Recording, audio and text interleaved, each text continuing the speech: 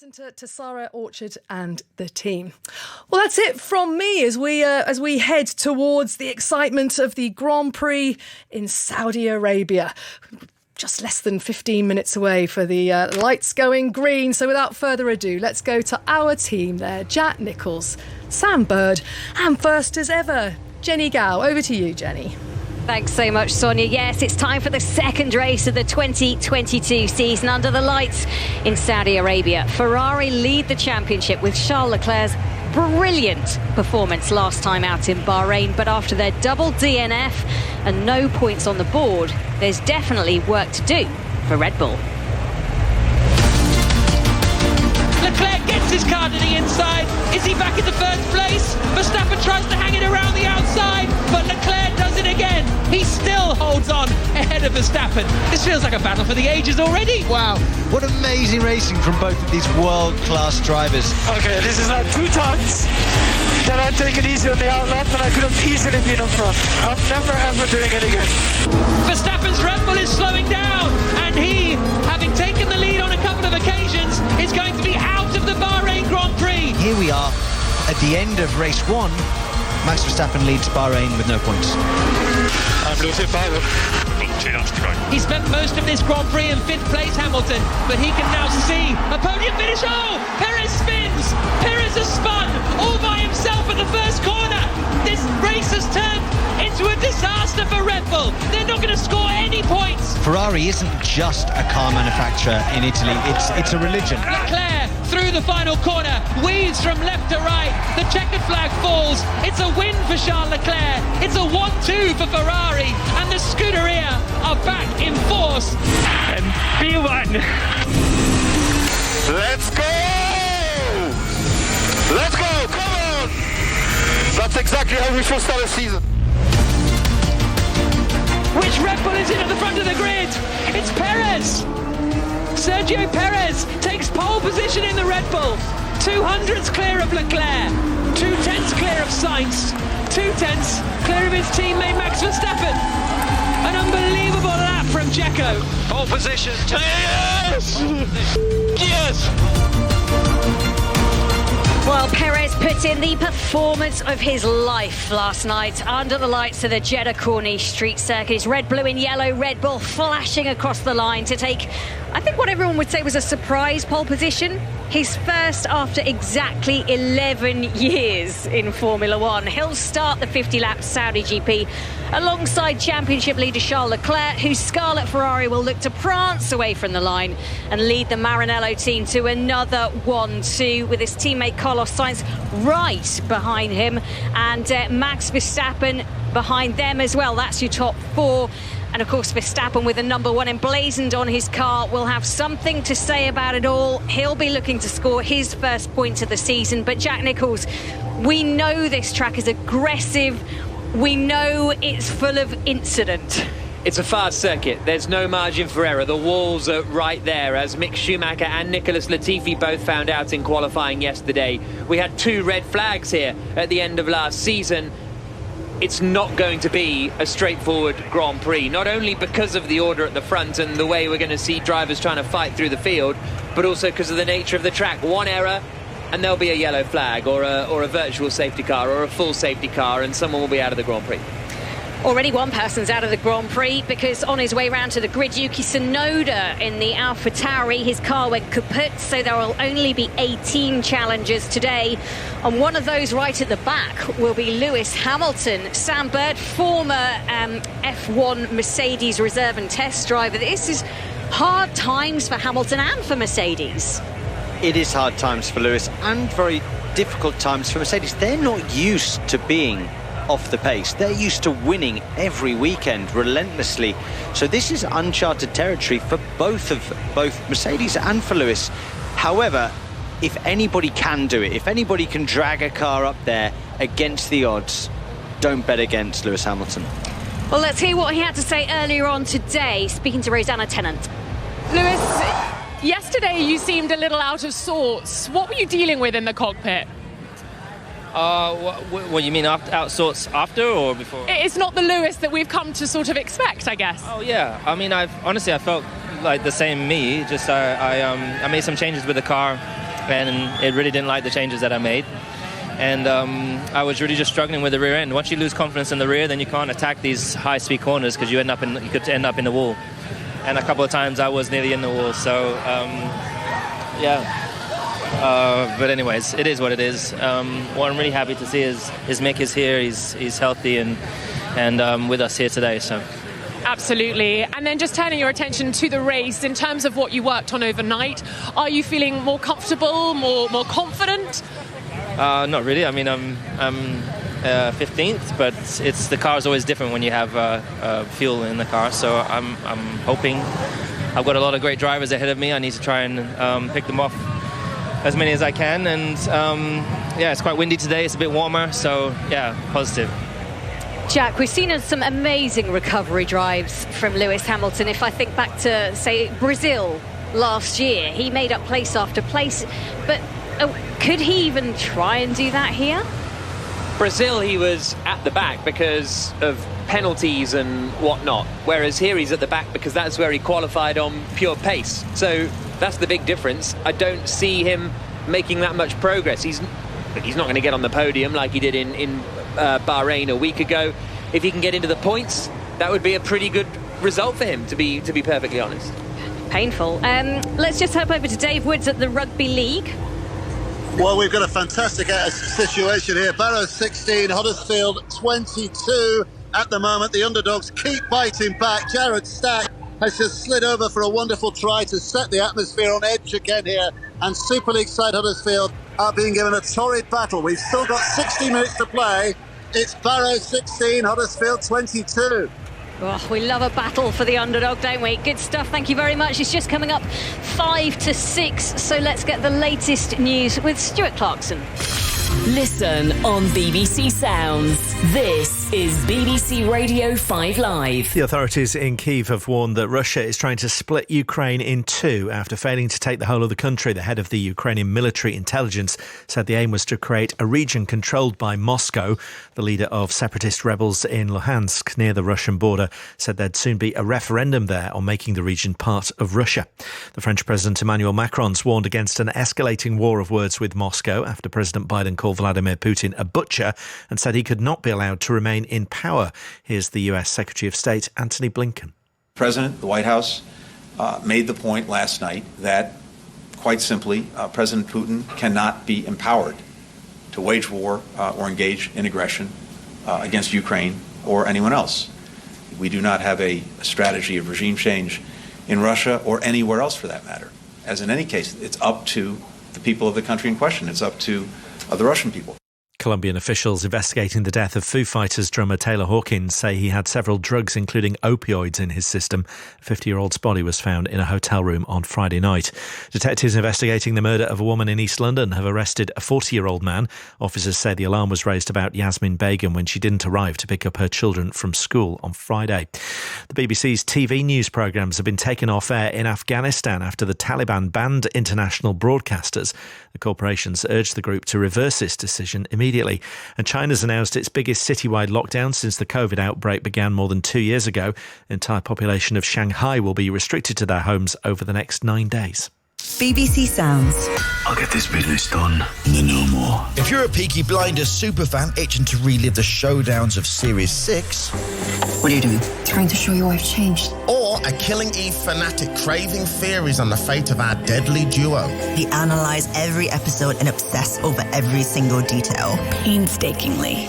We've got the podcasts to get you obsessed.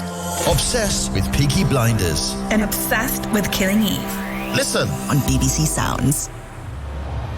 Hello, welcome back to our coverage of the Round 2 Saudi Arabian Grand Prix under the floodlights of the Jeddah Corniche Street Circuit. Last year, it was a sensational backdrop for a simply breathtaking battle between Max Verstappen and Lewis Hamilton. Lewis Hamilton won it last time out, but Jack Nicholls, he has zero chance of winning this time. Is that fair to say? Yep, this is all about the battle for 2022. We have got Charles Leclerc leading the championship, but Sergio Perez in the Red Bull on pole position. The other Ferrari of Carlos Sainz there in third. Verstappen down in fourth. Verstappen's the man under pressure today, I think. Fourth on the grid.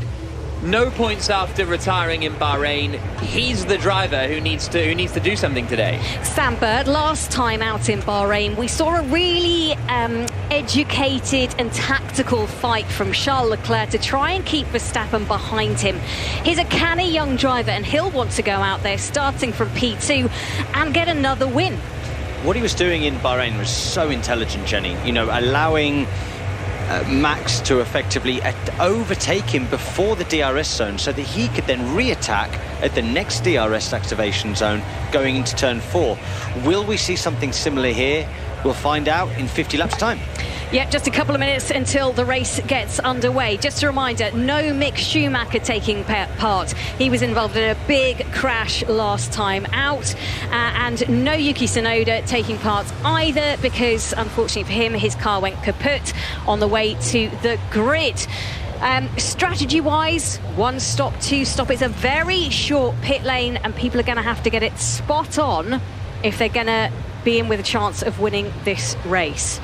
Jack Nicholls, I think it's time to hand over to you, because the floodlights are illuminated, 18 cars are ready to go, and 50 laps are on the board for what should be a thrilling Saudi Arabian Grand Prix. Yeah, looking forward to this one. There's a lot on the line as far as the championship is concerned, and as far as reputations are concerned, and as far as Sergio Perez is concerned. It's his first pole position in Formula One. He'll be starting at the front of the grid, and he's won races before, but goodness me, it would be a boost to him to win the second race of the season and kind of put himself up into championship contention. Max Verstappen in the other Red Bull in 4th place. How far through the field can he climb?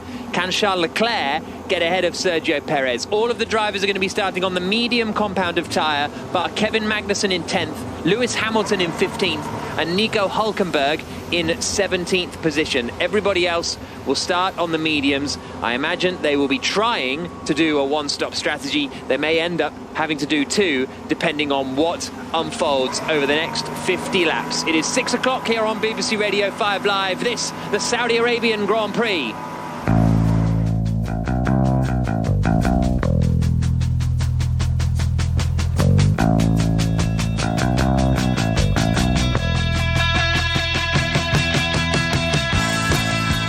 As the cars make their way around then on the formation lap, this is the grid. Sergio Perez starts on pole position for the Red Bull team. Then it's the 2 Ferraris. Charles Leclerc ahead of Carlos Sainz. Max Verstappen, the reigning champion, is 4th.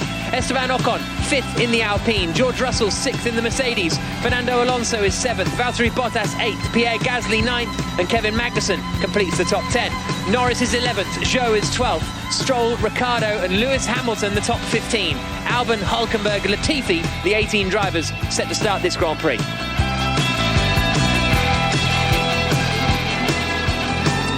So the cars looping around then, and these early stages of the Grand Prix, Sam Bird, are going to be very interesting indeed, I think. They're going to be fast and frantic, Jack, yeah. I'm really excited to see what Perez does off the line, whether he holds his nerve. Remember, he hasn't had a pole position before in Formula One.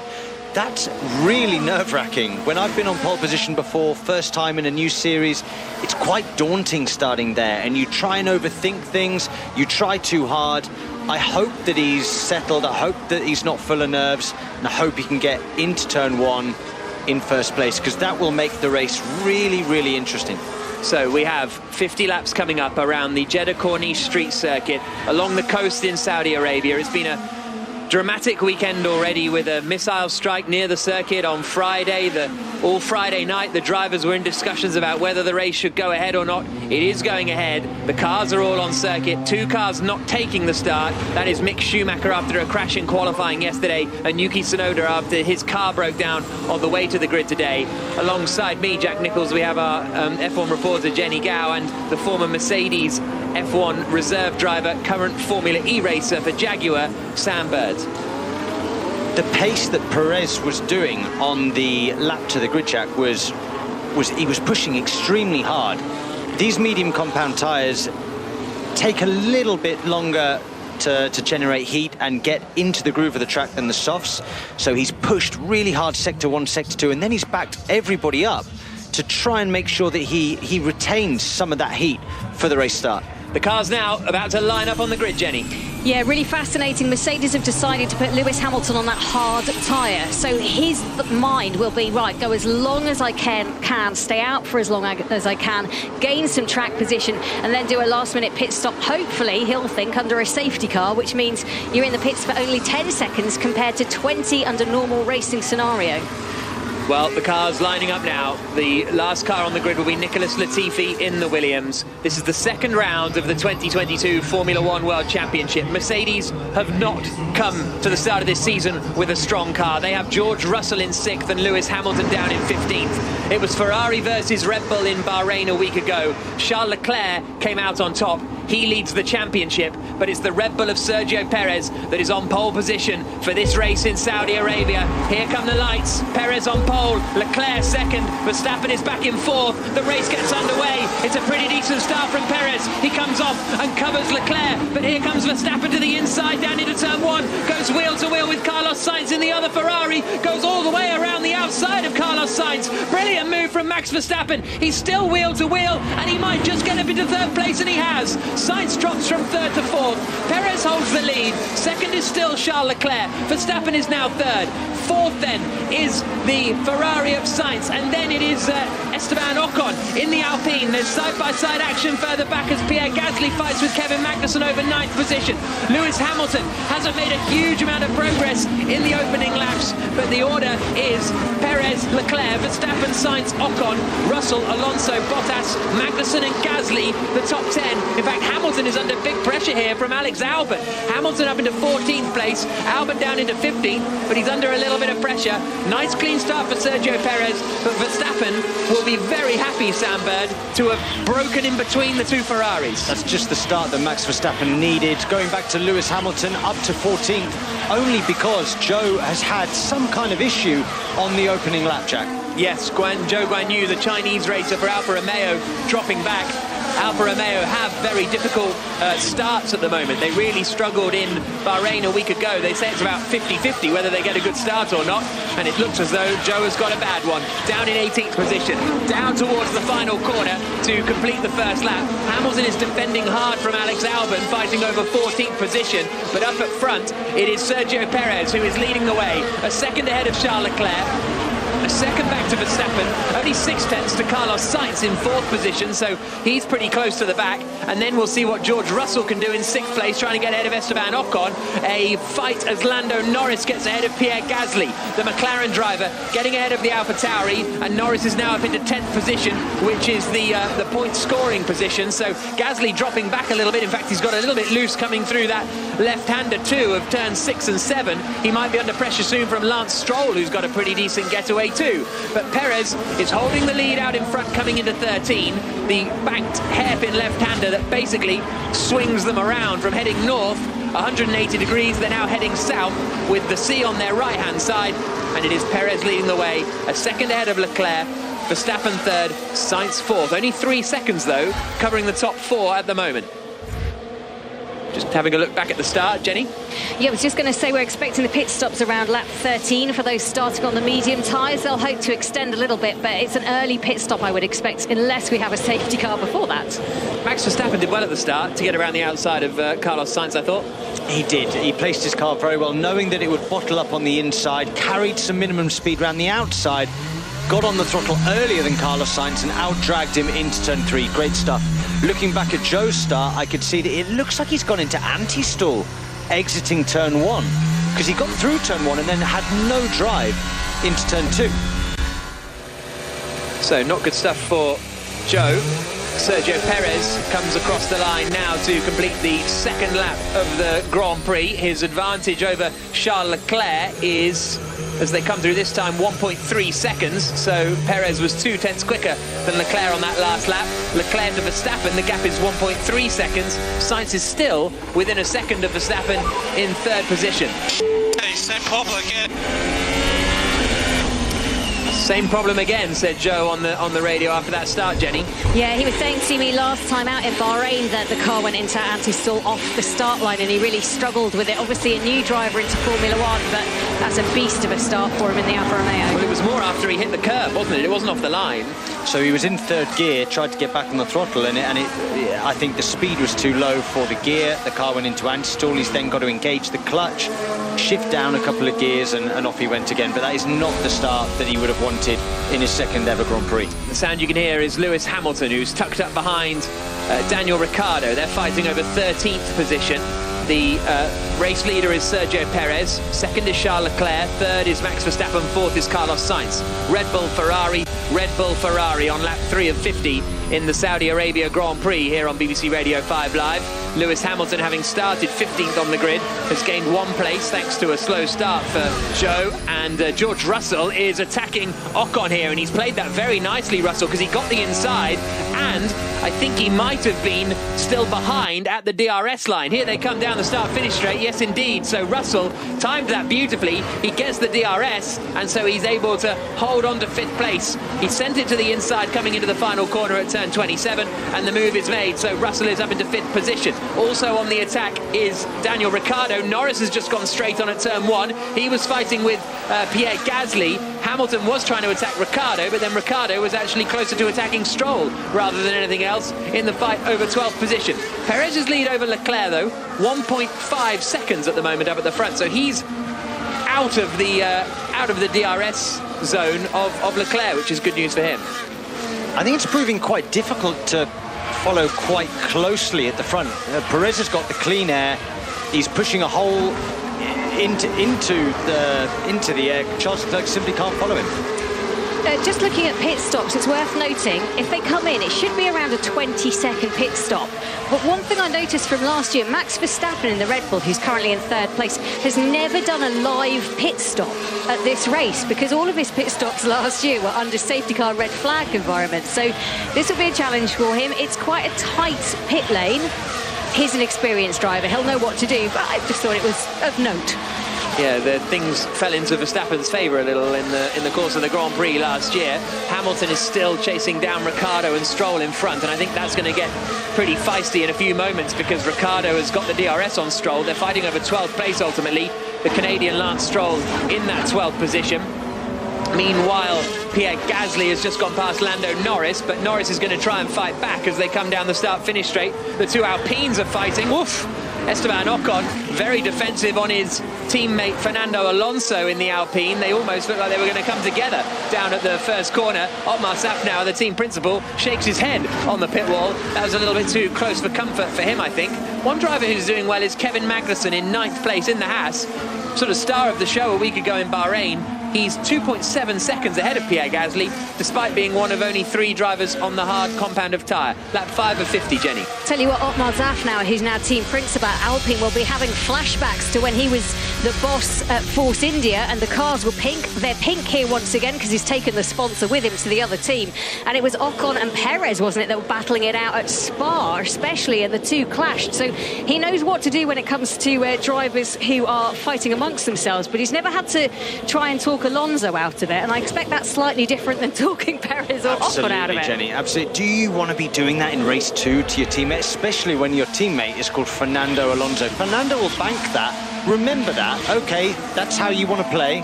I'll remember that. And I don't think that those kind of intra-team games will work out too well in the future.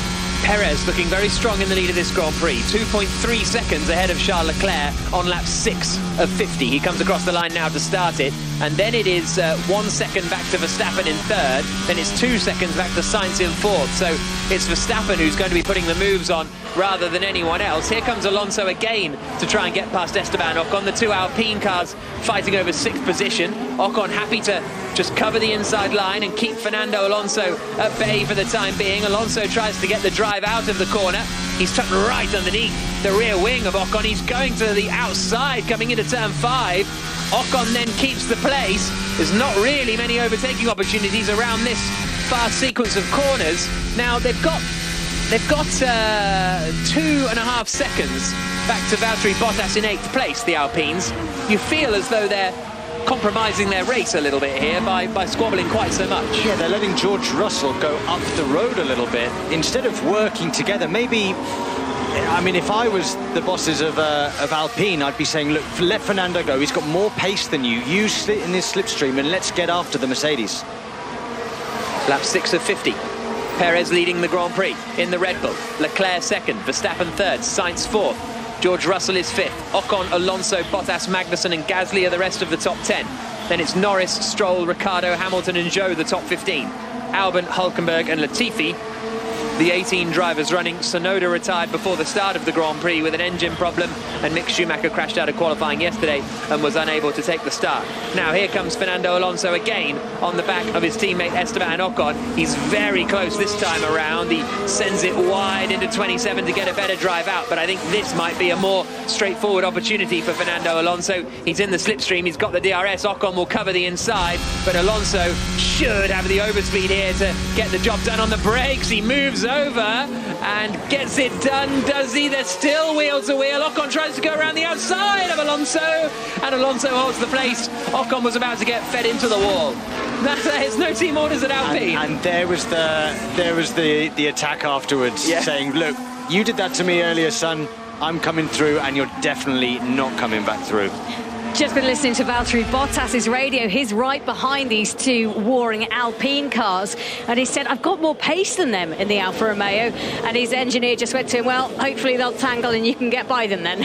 Yeah, absolutely. So that is now Ocon up into 6th position. His next target will be George Russell in the Mercedes, who's running in 5th place. But Sergio Perez in the number 11 car, 11 years to the day after starting his first ever Formula One Grand Prix in Melbourne.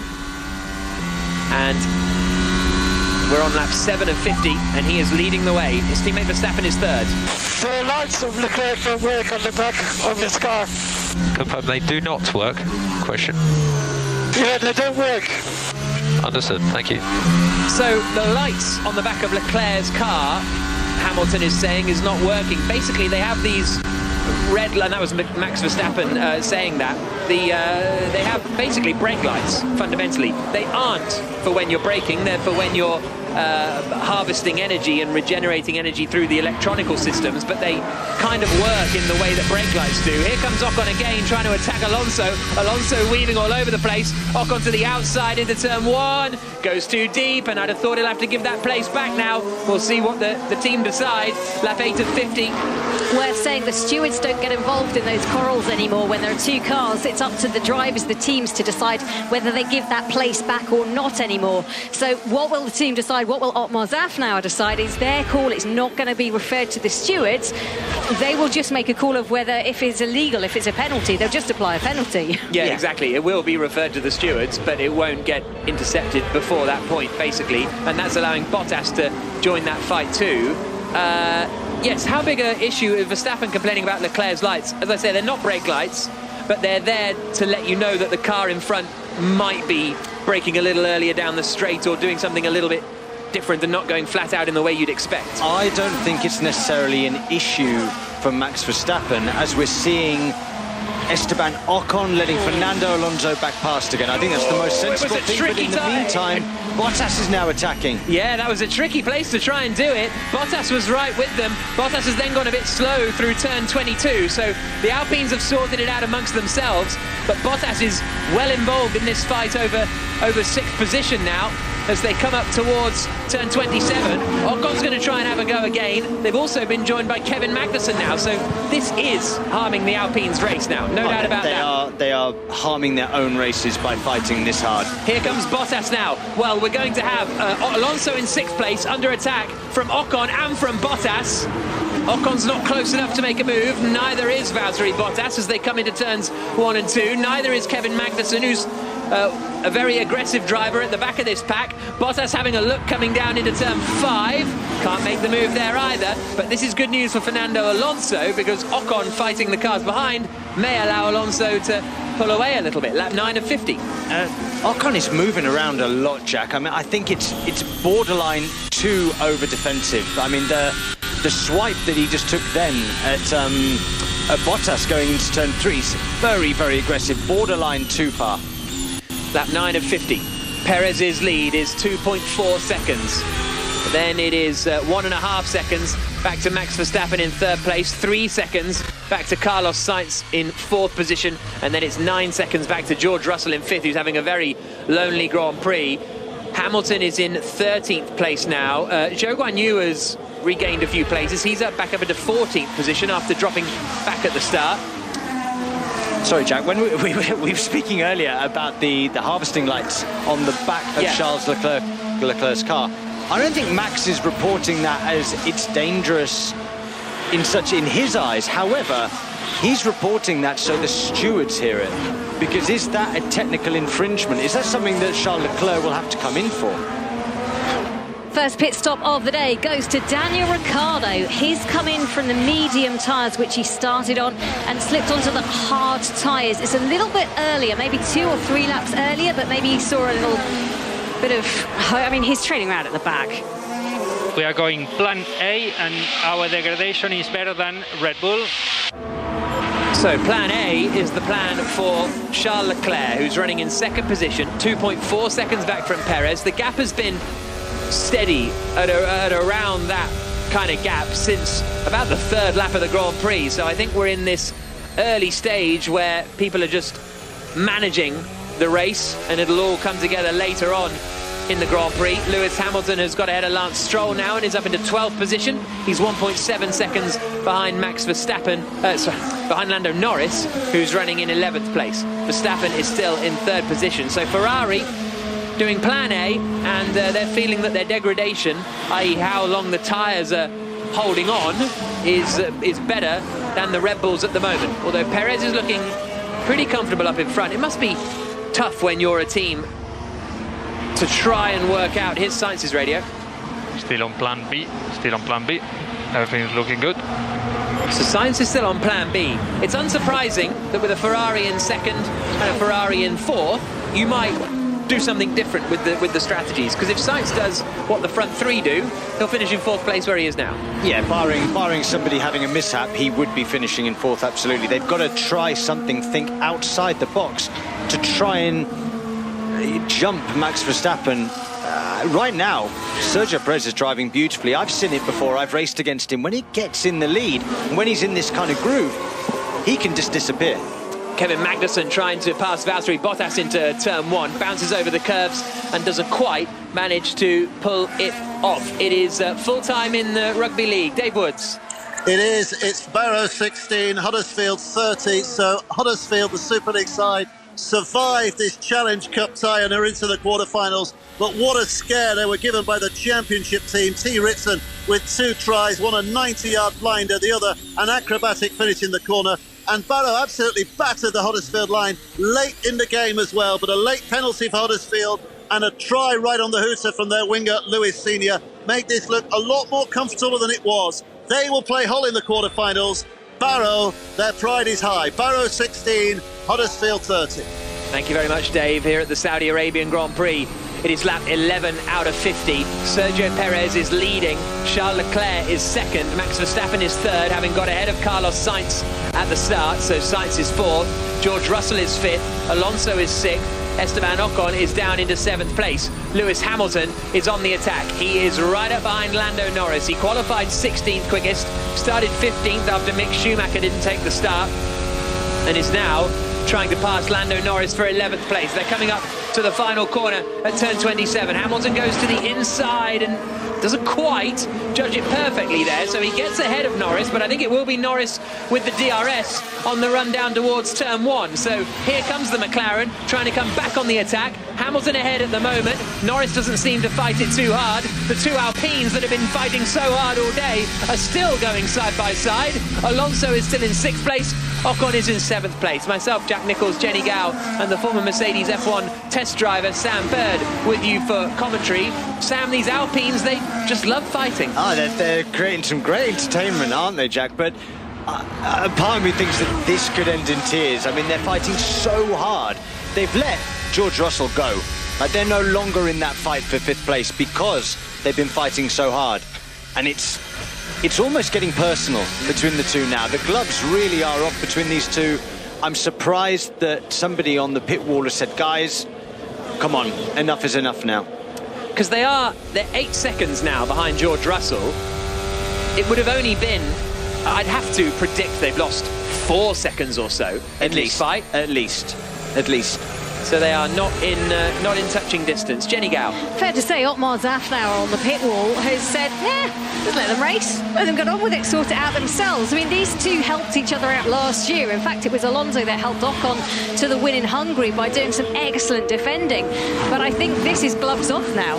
But they've effectively taken themselves right now out of the fight for 5th place. By doing this. So it's great for us, it makes it very exciting, but is it the right thing for the team? You know, Fernando Alonso could have been chasing down George Russell now, because he looked like the guy with the more pace. Now they're embroiled in this very heated battle that could swing either way.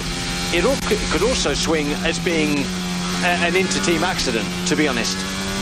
That 13 of 50. Sergio Perez leads the Grand Prix for Red Bull. He's 2.5 seconds ahead of Charles Leclerc, who is 2.5 seconds ahead of Max Verstappen, who is 2.5 seconds ahead of Carlos Sainz.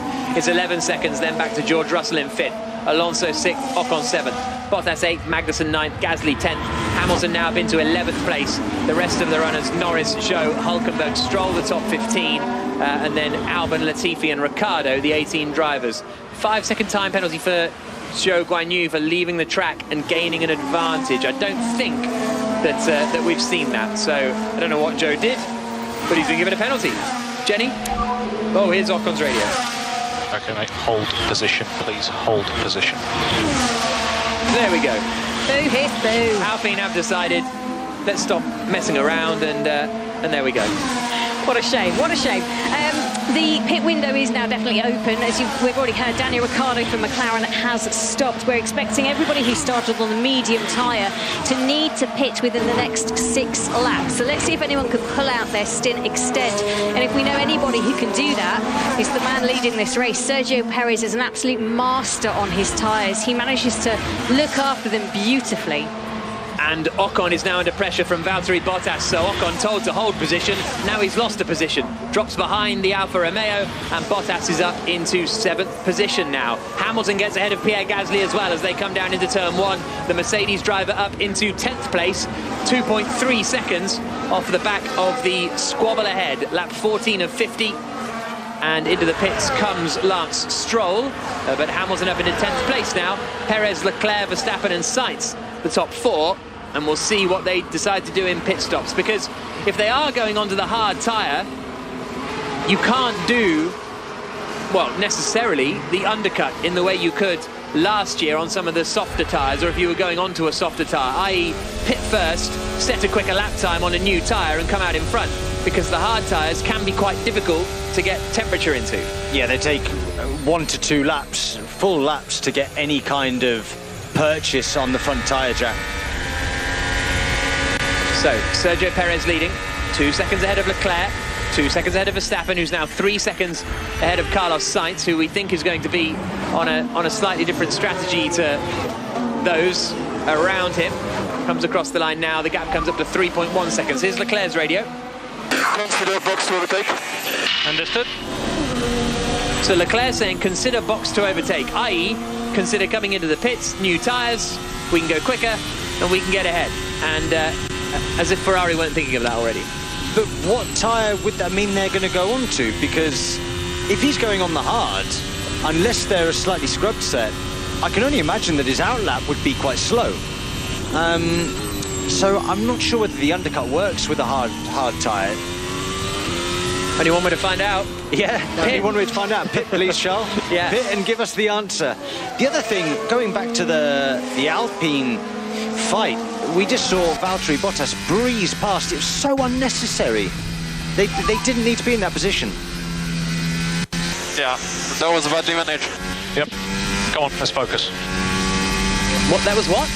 I didn't quite catch what he said. I didn't hear it either. I still remain that it was unnecessary, because they've put themselves out of the fight for 5th, and now they've got Valtteri Bottas between them. Badly managed, apparently. And box to overtake, box to overtake. So, box to overtake, Charles Leclerc. It's interesting that Ferrari is saying that on the radio. Now they're running out into the pits, and Charles Leclerc, does he come into the pit lane this time around? Yeah, but no, he doesn't. So have they tricked Red Bull in here? Have Ferrari tricked Red Bull into pitting? I was just thinking, it's so strange because Sergio Perez now, from the race lead, comes into the pits, puts on a new set of hard tyres and makes his way out of the pit lane again. It was so weird how obvious that pit message was. Box 2 overtake, we're going to try and undercut the Red Bulls. It gave Red Bull an open door to come into the pits and cover that off, which is what has happened. Perez is going to come out behind George Russell as well, so that's not worked out at all for Red Bull. What's going on there? Worked out brilliantly for Ferrari, though. What a stroke of genius to actually think, let's try and bait them into it, and for Red Bull to be baited into that. Jack, you picked it up straight away. How did they not? I mean, look at the way that George Russell is pulling away from Sergio Perez in Sector 1. Now Charles Leclerc is going to get the hammer down, Jack. He's going to pull away, then box, and I think that he will take the lead of this race. There's a yellow flag out in the final sector. So, and Latifi's in the wall. Nicholas Latifi in the wall, out of the Grand Prix, and that is going to play even worse into the hands of Sergio Perez, because everyone now will be able to pit under the safety car. Jenny? The big question is, will it go to a red flag or not? Because you don't want to come in and pit if it goes to a red flag, because that would be a free pit stop, whereas if it's just a virtual safety car or a safety car, you can come in and it's only a 10-second safety car. It's what tripped people up last time in Saudi Arabia. Yeah, I can't imagine this will be a red flag, so the virtual safety car is out. Charles Leclerc is coming around the final corner now. The safety car is deployed as Leclerc comes into the pits. I don't know what happened there, man. Are you okay? Are you okay? I'm fine. Okay. So into the pits comes Charles Leclerc from the race lead. Verstappen and Sainz follow him in as well. It's a neat and tidy pit stop. Oh, that might be an unsafe release for Verstappen, you know. He was let out just as Carlos Sainz was coming into the pit lane, so that was a pretty tight one. They're all going to emerge in the same order, but Sergio Perez is going to be at the back of this queue now. So Perez, having been potentially tricked into that pit stop by Ferrari, is now down in 4th position. Leclerc will lead for Ferrari. Verstappen is now 2nd. Sainz is 3rd. Perez is 4th. And that is how quickly it can all turn around on a street circuit where one accident and you're done. We heard Latifi on the radio saying he was okay. Safety car deployed, and well, see what happens now. This is played perfectly into Charles Leclerc's hands. Another person besides Perez who this hasn't worked for is Lewis Hamilton, starting on the hard compound tyre. It's too early for him to box and fit the mediums. Lap 17 is within the medium compound window to box for the hards. Difficult day resumes for Lewis Hamilton. Yeah, so we'll give you the full order in a moment, because it's saying that Perez is ahead of Sainz here. So Perez might have come out in 3rd place ahead of Sainz, but I don't think so, that will be the case, but it's what the timing screens are showing, so we'll keep an eye on that. Just getting a replay of Nicholas Latifi. Came into the final corner, all going normally. Oh, and then the back end just went for Latifi, and he slid into the barrier. Oh, he's had a tough weekend, Jack. He's done quite a bit of damage. Yeah. There's quite a few zeros to spend on that car after this weekend. Yeah, not good news for Nicholas Latifi. So Perez is ahead of Sainz here, so that's not too bad then in the grand scheme of things for Perez. Obviously he has lost 2 places and he's not in the lead anymore. I thought he was going to come out in 4th place, but he has come out in 3rd position. So the order behind the safety car is Leclerc, Verstappen, Perez, Sainz, Russell, the top 5. Now Magnussen is up into 6th position, but I don't think he's pitted because he is on the hard tyre. So that's why he has gained places. Hamilton is up into 7th, also having not pitted. Alonso is 8th, Hülkenberg 9th, Bottas 10th, Ocon, Ricciardo, Norris, Gasly, Zhou the top 15, Stroll and Albon the 17 drivers. Jenny Gow? Yeah, as you said, those who haven't pitted under that safety car, Magnussen started on the hards, so couldn't really come in, as Sam said. Hamilton, who started on the hards, and Hülkenberg. Those 3 drivers really stuck and locked into staying on those hard tyres, so can't really capitalise. And now everybody's on the hard tyre who's out there racing. That's the risk of taking an alternative strategy off the start line. If you start on the hard and there is an early safety car, that falls within a pit stop window of people on the mediums, this is what you're going to get. It's going to be a very tricky afternoon now for those three drivers. So we're just getting a replay of Verstappen's release as Sainz came in. And I'm presuming we're getting shown that because of the potential. It wasn't too bad, actually, to be honest. But it's kind of, there are strict rules, let's say, about what is and what isn't an unsafe release in the pit lane. So I would have thought the stewards will have a little look at it. Jenny? I've seen tighter, closer ones. What, that haven't got a penalty? Yeah, it's right on the verge for me. Just in case you want to know who the team radio for Sainz. I was ahead. The referee needs to judge this. I think I was ahead at the safety car.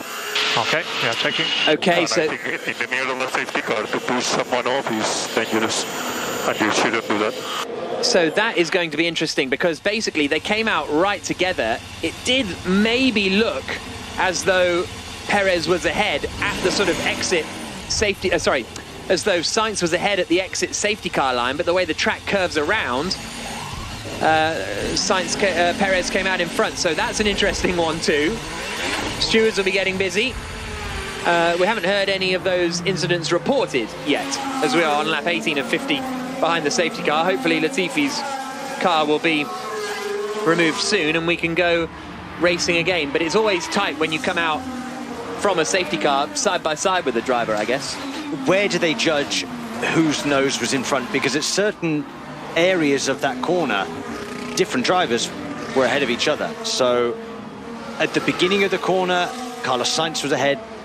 Mid-corner, Sergio Perez could argue that he was ahead. It's a very, very close one. I certainly wouldn't want to be the steward calling this one. Stewards this weekend, Nischetti is kind of the chair, and then it's Matteo Perini, Enrique Benaldi and Hassan Alabladi, who are the four stewards. So, Nicholas Latifi's car just being craned off at the final corner at turn 27, so I would suggest this will be the final lap behind the safety car. So you have to surmise that they will be trying to go to the end of the Grand Prix now on these hard tyres. Lap 18 of 50, Leclerc, Verstappen, Perez, Sainz, the order. The incident involving Sainz and Perez has been noted for the safety car infringement, so we'll see whether there's any penalty given there. And that's one that feels like a race director intervention is the sensible way to go, i.e. if one was ahead of because you can't tell in the car who was ahead, so that feels like if it's deemed that Perez is ahead, that feels like a race director, look, you've got to swap places, not you've got to guess yourself, otherwise you get a 5-second time penalty. But we'll see what happens. Well, we need VAR, and we're close to VAR. We're here in Stockley Park, so I mean, why don't we just ask them to go and judge? Put a line on the track, and we can see who was ahead. Well, the FIA have implemented their sort of supposed new. Look, I'm not going to get bogged down in this, but they went on about the FIA about how they've got a new VAR system that they're implementing from this year. But F1 has always been VAR because it's a video assistant referee. That's how all judgments have always been made, is by looking back at the video. So I don't understand why it's any different. We've coined the phrase, presumably VAR. It's just a whole nother unit set back in the UK where they've got a whole panel of people that can look at things and decide what to do. We're not calling it. The FIA declared we've got VAR now. It's like, well, you've always had. You literally have only ever done VAR. Very strange. But is that what VAR stands for? Very strange. Yeah, absolutely. Sainz then running in fourth position, behind Sergio Perez in third currently, and then Verstappen in second, and then Charles Leclerc leading the Grand Prix. No sign that the safety car will be in this lap. Here's Sainz's radio. So the incident has been reported to the stewards. They are looking into it, so it will be a while to have an answer. Let's focus on this restart. No, but the restart should be with the positions that they should be. If not, it's unfair. Okay, we are pushing. So if I was ahead at the safety car line, I should restart the race ahead of him. As simple as that. They cannot take so long. Unacceptable. Copy, understood. Couldn't agree more. It's very easy to see who was ahead of the safety car, me or him. I would agree with Carlos Sainz. Looking at that replay that we've just seen on the live feed, Carlos Sainz was absolutely, his front wing was ahead of Sergio Perez's going over the safety car line. Yeah. Remember last year we had the negotiations at this track with Michael Massey and the team saying to him, now come on. So it will be interesting because now the race director is guarded from that. They won't have direct input going into their ears from the teams, but you can guarantee the teams are inputting to the FIA saying, come on, this is what we want to happen, this is what we want to happen. And instead of it being Mercedes versus Red Bull, it's Red Bull versus Ferrari in this one, and they're both trying to claim that they want that place third spot. Catherine says on hashtag BBC F1, shouldn't they call it CAR to fit the sport, camera-assisted referee? Start calling it car, and then you're in a whole world of confusion. Right, safety car will be in this lap then. It is not a great look for the FIA this currently, with this fairly sort of seemingly simple decision not happening before the safety car ends. But there we go. We'll get stuck into that one on the Checker Flag podcast later on today, potentially. Lap 20 of 50, so we're approaching half race distance already, and we're only, what, half an hour or so into the race, 40 minutes or so. What's going to happen at the restart, Sam? How aggressive is Max Verstappen going to be? I quite enjoy a safety car restart at this circuit because you don't know what's going to happen into turn one. When is Charles Leclerc going to put the hammer down?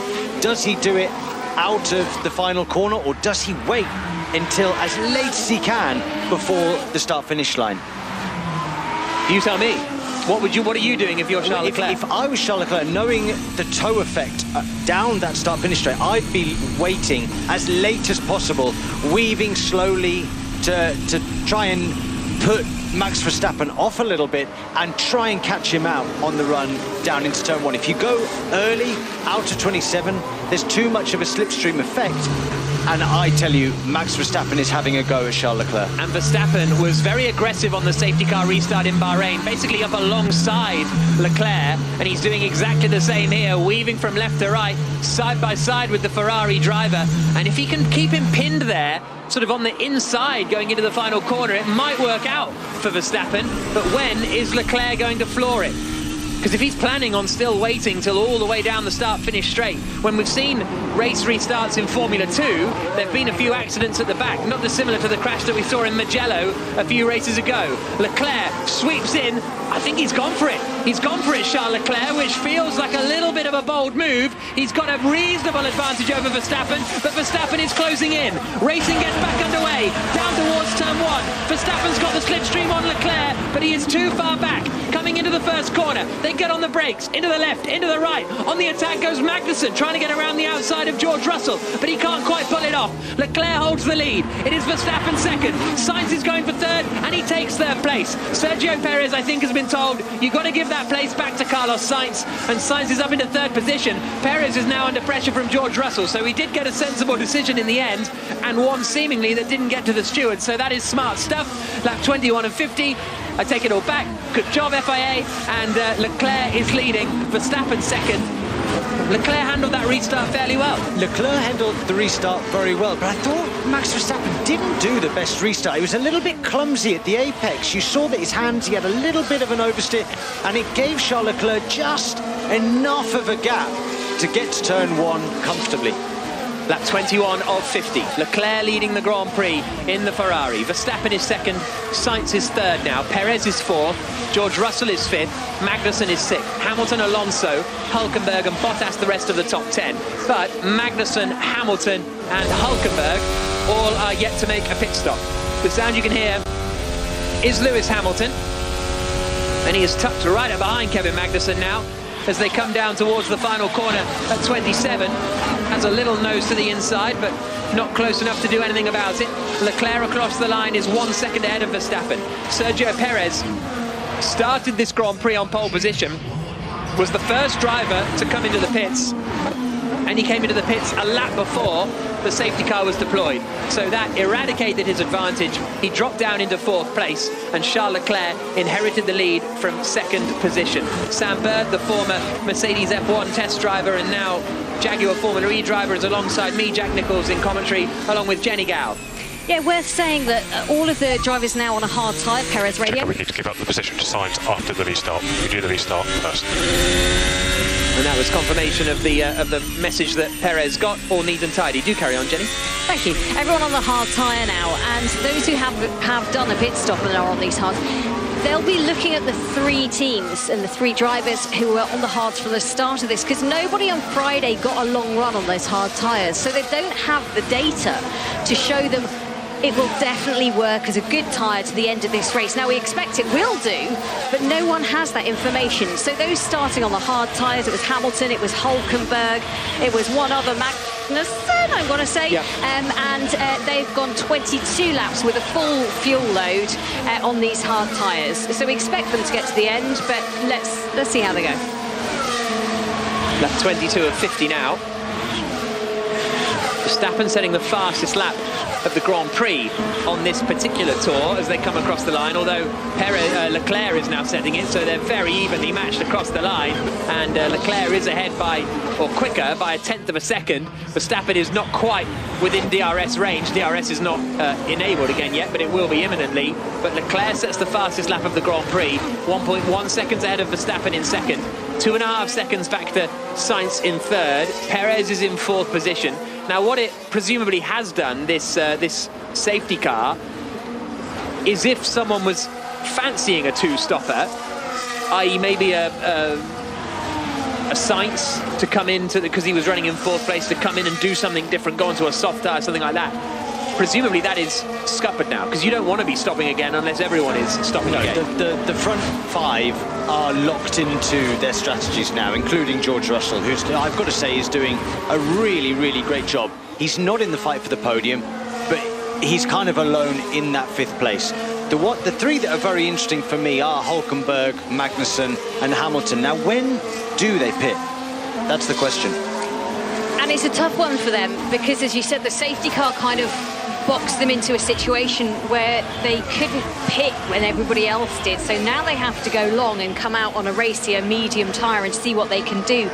But it's pretty congested out there. They're going to fall way back when they come into the pits, a 20-second pit stop, so they'll be shuffled back unless there's another safety car. So what they'll try and do, I think, is stay out as long as they possibly can, and they'll be hoping, the strategists will be hoping that there is some way that they can get in for a cheap and easy pit stop. Hamilton gets ahead of Kevin Magnussen then. He's up into 6th position, but Magnussen is going to fight back as they come down the start-finish straight. These two are fully fighting for position, and the Haas breezes past the Mercedes in the straight line. Okay, he sends it in deep though into 1, just about gets it stopped.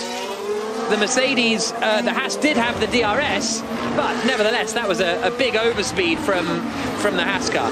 The Mercedes doesn't have the speed in a straight line at the moment, Jack, but these two don't need to be tripping over each other. What I think could help them is Nico Hulkenberg in 9th. Now, if Nico Hulkenberg doesn't have the pace, which the Aston Martin seems not to have currently at this part of the season, if he can hold up the rest of the pack behind him for 5, 6, 7 laps, let's say, that could give Hamilton and Magnussen the buffer they need to come in and not lose too much time, fit the mediums, and then get after everybody yet again.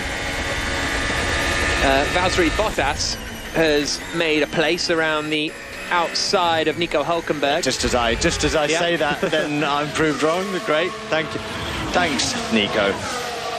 Hulkenberg out there struggling. I've been listening to his radio. Of course, he's deputising for Sebastian Vettel, not here this weekend because of COVID. And I think he's having a pretty tough old race out there. He's not really match fit. He's been in the simulator this week in between the races, so flew back to the UK to fly back out. Yeah, tough.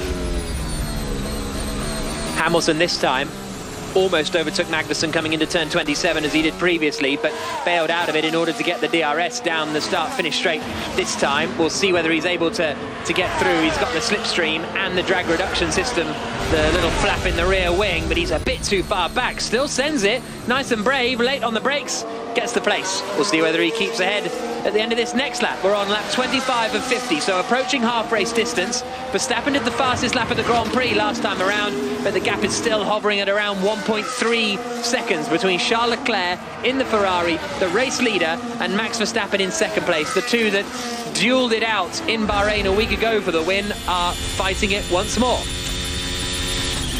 We see the pace of Charles Leclerc and Max Verstappen, 33.4, 33.5. Let's compare that to Lewis Hamilton, a 35.8. So that's a good 2.5 seconds a lap slower than the current leaders. Well, if you needed any illustration of how things change, if you can imagine the Mercedes of Lewis Hamilton fighting with a Haas last year, you'd think that was for being lapped rather than anything else. And now they are actually genuinely fighting for position between Magnussen and Hamilton. Yeah, and I'd also add that Max Verstappen... Leclerc crossed the right line on pit entry. Understood, thank you. The Haas has more straight line speed than the Mercedes. That's a given. The Mercedes power unit currently is probably the weakest one in the field. Now, Joe is under investigation for penalty not being served. I'm sure we saw a replay of him serving his 5-second time penalty in his pit stop. The other thing that you've just heard is Verstappen claiming that Leclerc crossed the pit lane entry line while he was restarting that Grand Prix earlier on after the safety car. So Verstappen feels that is not allowed. I'll try and have a look at the race director's notes for that one, because I'm not sure specifically. There are some tracks where you are allowed to cross it. Brazil, for example. There are some cases where you're sort of not allowed to cross it, but you're not allowed to... It depends. You're not allowed to be in it and then come out. But are you allowed to cross it with two wheels? I don't think he crossed. I think he had part of the left-hand wheels on the white line. I think Max is trying to make something out of nothing. Yeah. In all honesty. Just looking at Magnussen and Hamilton, if they're smart here and continues to use DRS on each lap to help each other out, they can start to try and build a bit of a buffer. I think you guys were alluding to it. If they've got a kind of give and take here, but they can build and have an advantage because DRS is so powerful around here. I think it's almost a second advantage each time they use it per lap. So they could, because they still need to come and pit, they could be canny here. Yeah, you used to see it. I mean, we used to do this in karting all the time. If the leader had got away, you'd work with the pack to try and bring in the leader, a little bit like a peloton and the leading pack. All of Leclerc's lap time is in that first sector. 5, 6, 7, 8, 9, 10, as you'd expect. Let's see how long he can keep it up. Max Verstappen. Yeah, Max Verstappen being told all of the time is in the first sector, as you'd expect. So that, my inference of their inference is that Leclerc's pace is coming through the corners and they think he might be overcooking his tyres. But are they? The Ferrari's pace has been there all weekend in Sector 1. That's been their strong point. And then Sergio Perez, Max Verstappen bring it back in Sector 2 especially. Lap 27 and 50 into the second half of the Saudi Arabian Grand Prix here on BBC Radio 5 Live. Jenny Gow, myself, Jack Nicholls, and the former Mercedes F1 test driver Sam Bird with you for commentary of this second race of the season. Charles Leclerc won the opening race in Bahrain for Ferrari 1 week ago. He's now leading in Saudi Arabia today, but Verstappen is continuing to push him. He's in second place. Carlos Sainz in the other Ferrari just set the fastest lap of the Grand Prix and went 1,000th of a second faster than Leclerc on that lap. I had a misshift, I don't know why. Strange. Copy, we are looking. So Sainz had a missed shift on that one, so he went to pull a gear and it either didn't go or skipped a gear or something along those lines, and the team are going to have a little look into it. Verstappen sets the fastest lap of the race.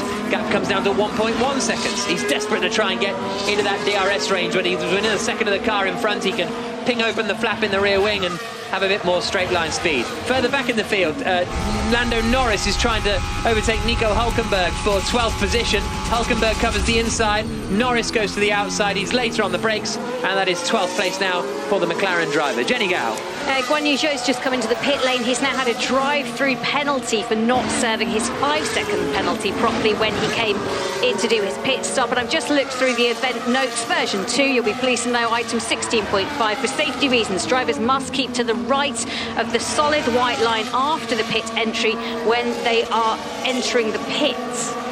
Okay. When they are entering the... Yeah, that doesn't even make sense. Hey? Exactly. They must keep to the they've got to keep to the right of the solid white line after the pit entry when they are entering the pits. That makes no sense. That's their own rules. Well, that must be in the pit lane that's referring to then. That's in the pit lane coming up to the chicane bit. But anyway, lap 28 of 50. Charles Leclerc leading the Grand Prix. 1.4 seconds ahead of Max Verstappen in second. Then it's 4 seconds back to Carlos Sainz, who lost 7/10 on that last lap, Carlos Sainz. So that's one to keep an eye out on, because he had just set the fastest lap of the race. Now does a 33.2. Leclerc did a quick one that time through, and the gap extends to 1.5 seconds, or 1.3 seconds, I should say. So still an interesting Grand Prix, this, because Verstappen looks like he's sort of trying to, well, he's obviously trying to win it, but if he wants to win it, he's going to have to catch up and pass Leclerc, which is going to be tough. It's two very obvious sentences in a row there, Jack. But he wants to win, and he needs to overtake. But we're not waiting for the next pit stop strategy or the next round of stops. If he wants to win this race, he's going to have to get within DRS of Charles Leclerc, and he's going to have to pass him. That's a given. These guys have done their one stop. They're going to have to stay on the hard compound tyres, and his best shot is into turn 1, isn't it? I think that is where he needs to do a lightning sector 2 and sector 3, close up to the DRS activation zone into the last corner, and then somehow force his car down the inside or round the outside of Charles Leclerc, going into turn 1 and then into turn 2. Lap 29 of 50. Leclerc on that last lap, as I say, did the fastest lap of the Grand Prix. He's currently quicker than Verstappen on this lap, but only by 1/10 of a second. Verstappen is still looking at setting a personal best. This is an absolute sprint up at the front. They are going hammer and tongs every single lap here. It's really fun to watch, with the Scarlet Ferrari of Charles Leclerc leading Verstappen across the line. The gap at the line this time is 1.3 seconds as they get onto the brakes into turn 1. And the other two cars are in there as well. How often have we seen Sergio Perez not be in the fight up at the front? But Sainz and Perez are there still, 6 seconds covering the top 4 cars. Well, you could argue that Perez must feel a little bit hard done by, to be honest. I mean, he was, dare I say it, driving away from everybody at the beginning of this race. He'd built up a few second advantage over Charles Leclerc and his teammate Max Verstappen, and he looked in great form. The cards didn't fall for him. Now, he's still hanging on in there, but unfortunately for him, he's stuck in 4th place. His only hope, realistically, I think, of a podium is 3rd place and attacking Carlos Sainz. Lap 30 of 50, 21 to go in the Saudi Arabian Grand Prix. George Russell running well in 5th position at the moment. Well, I say running well, he's just running, isn't he? It's so difficult to judge Russell and how he's done this, because he's doing fine, but the Mercedes is kind of in its own little league. He's done exactly what I think Mercedes would expect of him. He's running as best of the rest. That's where they currently are. You know, the odd one was Lewis Hamilton qualifying terribly, who's currently running in 6th place. However, he's out of sync with everybody because he's not done his pit stop, so I can't expect Lewis Hamilton to finish 6th. Where will he finish, though? Is there still a slim chance of him getting points? Perhaps if he pits at a good time and can then soldier on through with everybody's life of the hard compound tyre fading. But certainly George Russell doing the best job he can, a lonely 5th place. Just on Hamilton and Max. Hamilton is behind Russell. They've stopped swapping places now, so clearly they're not listening to 5 Live in the car, and they didn't realise there is a slight advantage to helping each other out, using DRS to pass each other on each lap. That's gone away. They did it 3 or 4 times. Now stop. Well, I think Hamilton's just got more pace, hasn't he, than Magnussen, so even if they were using DRS, they wouldn't actually gain anything, because Hamilton would be having to drive slower. 20 laps to go. Leclerc's advantage now goes up to 1.7 seconds over Max Verstappen in 2nd place. So Verstappen's little flurry of attack has calmed down a little bit. And then it's 5 seconds back to Carlos Sainz in 3rd place, whose pace has stabilised after that slow lap. In fact, it was Perez on the last lap that had a slow one. So for us, it's just trying to go as long as we can on this, hope for another safety car. Simple as that for Hulkenberg, and as Jenny was alluding to, probably the same with the other hard tyre runners. Just keep going and hopefully something will happen. Yeah, he's sounding like he's loving life right now. Just drive round in circles, please, and hold your position if you can. I have to say, for those who are on the hard tyres now, that have come in and done their pit stop already, it proves that you can go around on this track on those hard tyres for a long time. Now, whether there's an advantage later on to come in and sort of swap onto something that's a little bit more racy, it's a big hit, 20 seconds to come in, but the hard tyres are lasting. Valtteri Bottas trying to get ahead of Fernando Alonso in the fight over 8th position, which could be a net 6th. Bottas coming down into turn 1, a little bit far back. Tried to take a wide line into turn 27. Maybe didn't get the best drive off the corner, but Bottas and Alonso in a wheel-to-wheel fight doesn't seem like a fight I've seen very much before. I'm just trying to, maybe when Bottas was in a Williams and Alonso was in a McLaren, maybe they were squabbling it out in 2018 or something, but yeah, not a common on-track occurrence. We'll see who comes out on top. Alonso in 8th, Bottas 9th, Ocon is 10th. It is Leclerc leading, Verstappen 2nd, Sainz 3rd, Perez 4th, Russell 5th. Hamilton and Magnussen in 6th and 7th have yet to stop. Alonso is 8th, 9th is Bottas, 10th is Ocon. Ricciardo, Norris, Gasly, Hulkenberg, Stroll the top 15.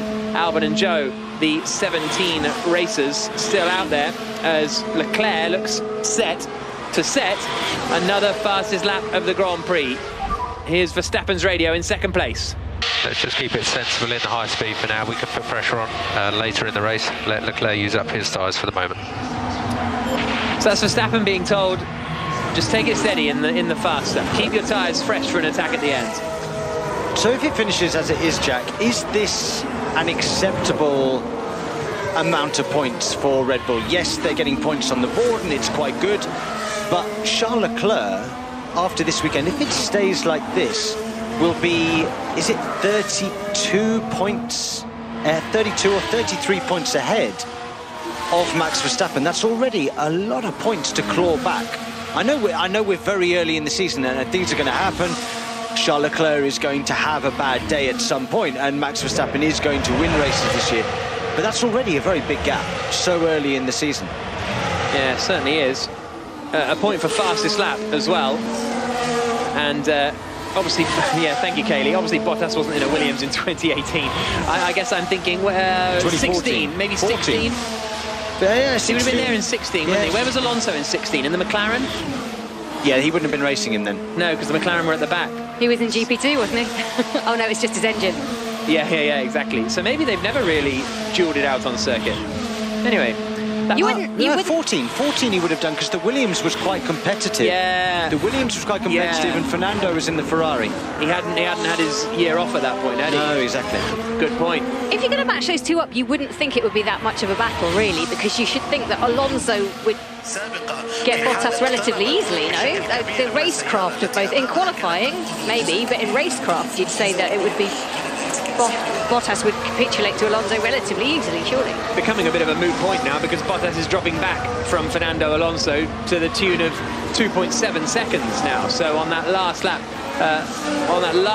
yeah, Bottas was 1.1 seconds slower. So I don't know what happened to Bottas on the last lap, but he's dropped miles back from Fernando Alonso.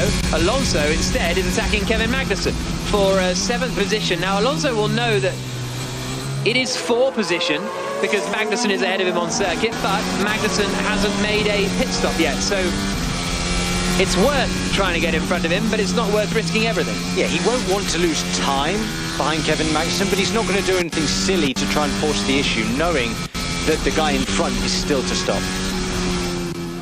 Through the left-hander of turn 10 comes Magnussen, followed by Alonso. Jenny?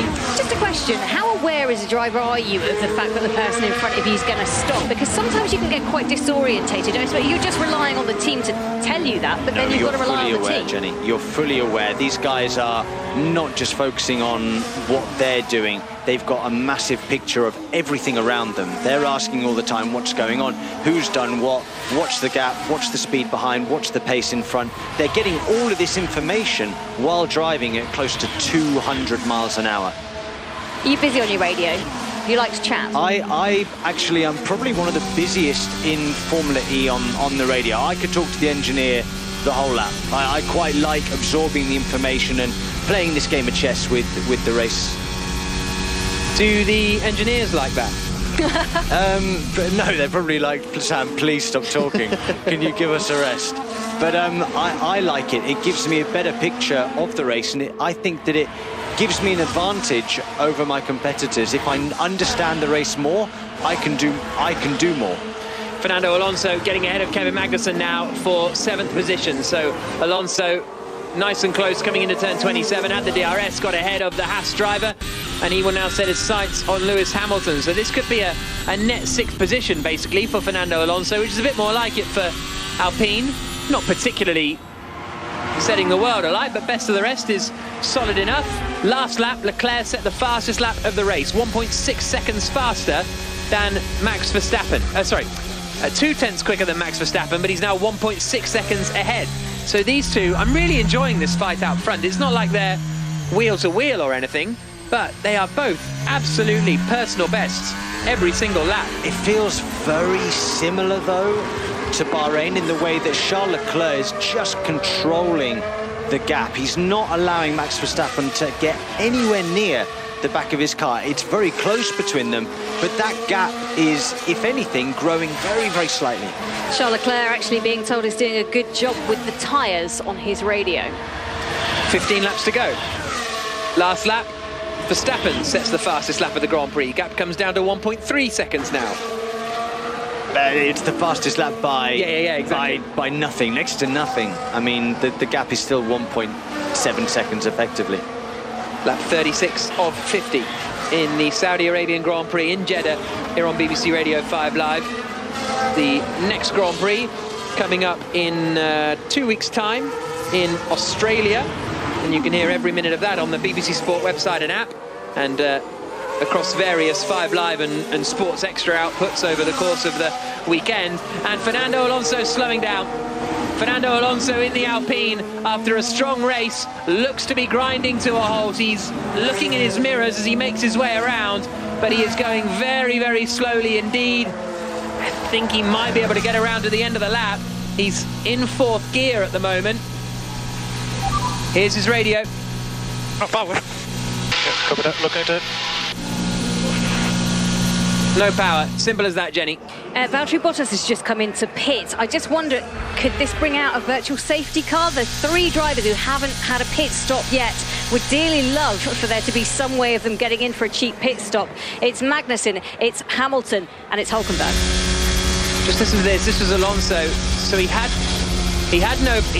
Magnussen was closing. He had no power coming down the start-finish straight, and then just as he got to the end of the straight, really the power went. And then he's got nothing coming out of turn 2. Yeah, shame actually, because Fernando was doing a really good job. Yeah. He was on for probably a 6th place.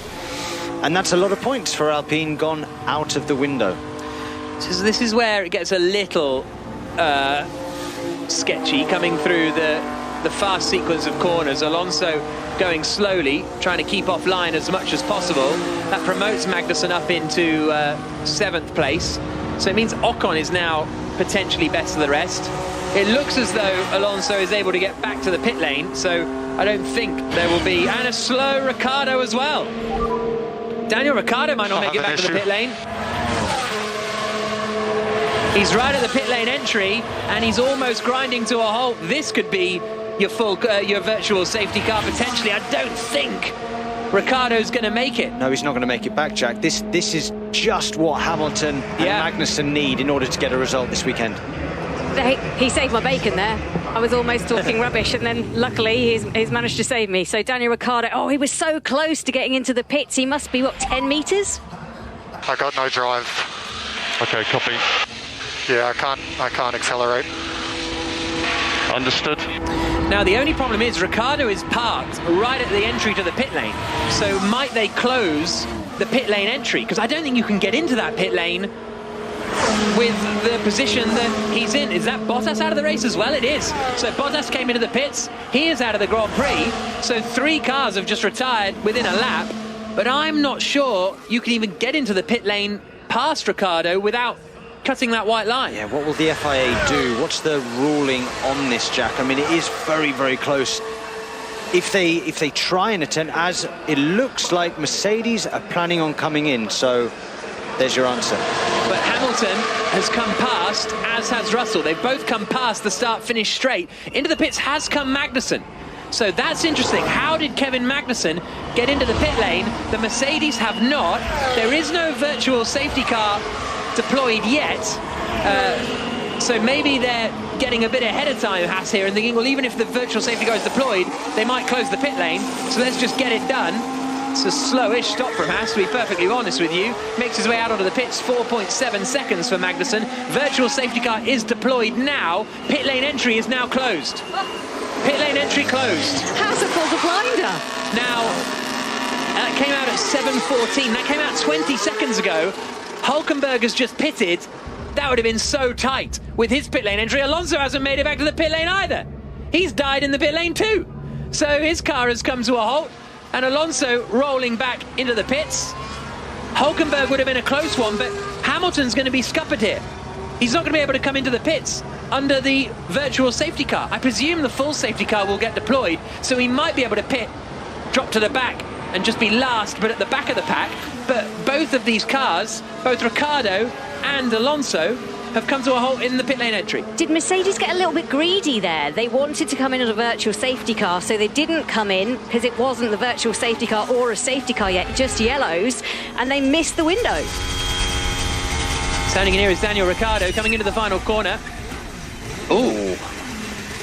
Big old whistle coming into the final corner, didn't it? And then the drive fully, it sounded like almost like a drive shaft or something went right at the end there. Hamilton, he could have made it in. Car slowed down. Big box. Ah. Too late. Mercedes were were they too late, or had it not even happened at that point and they couldn't have called him in? You know, it's one of those. It's difficult to know, in real time. Yeah, too close to call. Unfortunate for Lewis. It looks like that's the end of his opportunity to score, a few points today. I think Kevin Magnussen massively has lucked in with the Haas team. They're on for a very good result now, I think. I think they could be, by the end of the race, they could be fighting George Russell again for 5th place. Well, it depends where he shuffles out here, Magnussen, because he's just coming across the line now, so he's down in 12th position. So I think points are doable, because he's on the medium tyre now. But he's going to have a lot of pace. Yeah, he will have a lot of pace. Yeah, so we'll see what Magnussen can do. The order then is Leclerc, Verstappen, Sainz, Perez, Russell, the top 5. It's still only virtual safety car, by the way. It's not full safety car. Are we in trouble or not? I mean, were you okay with strategy? It really depends how this turns out, Lewis, but let's just keep our heads down. Russell, the top 5, Hamilton, Ocon, Norris, Gasly, Stroll, the top 10, and then it is Albon, Magnussen, Zhou and Hulkenberg, the 14 drivers. Bottas, Alonso, Ricciardo, Latifi, Tsunoda, Schumacher, all out or did not start the Grand Prix. Still only virtual safety car, and I think it will only be a virtual safety car.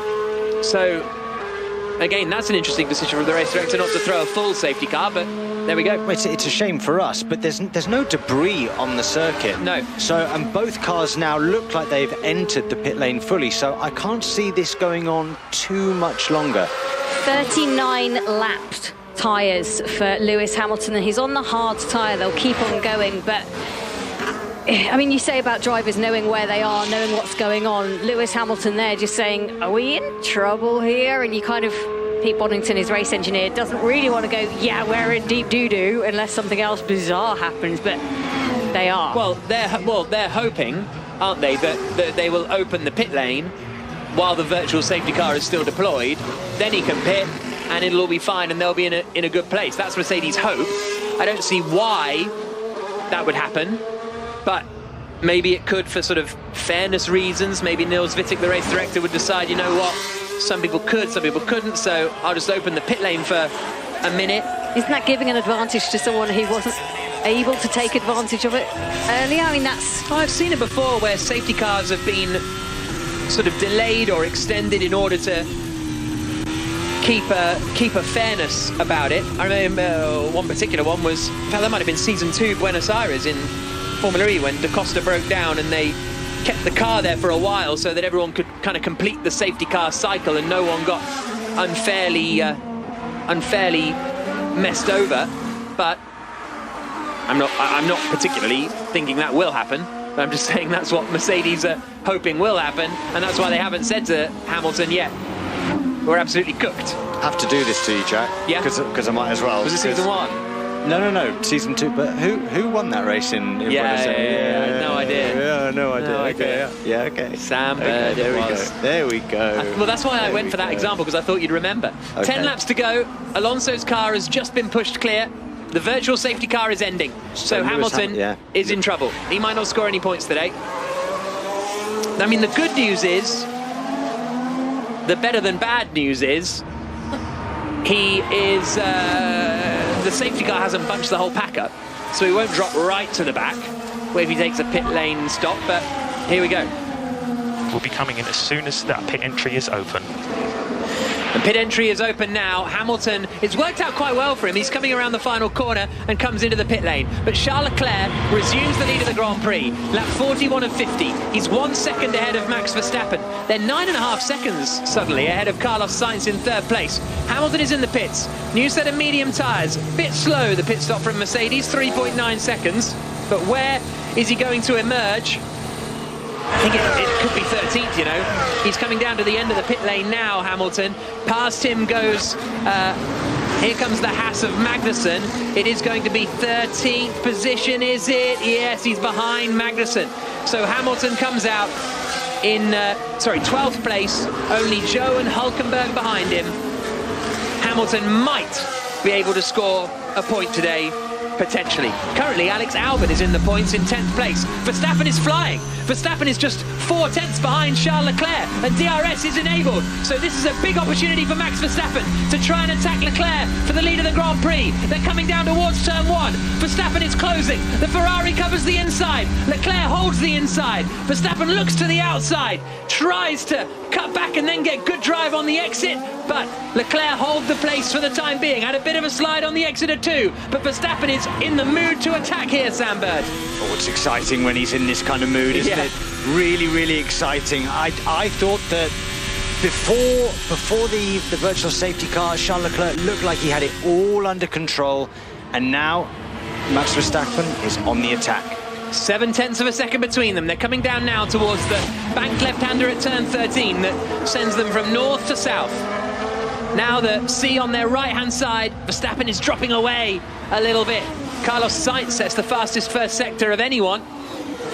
How close can Verstappen be? He needs to be within a second coming out of turn 22. That's going to be the key, basically.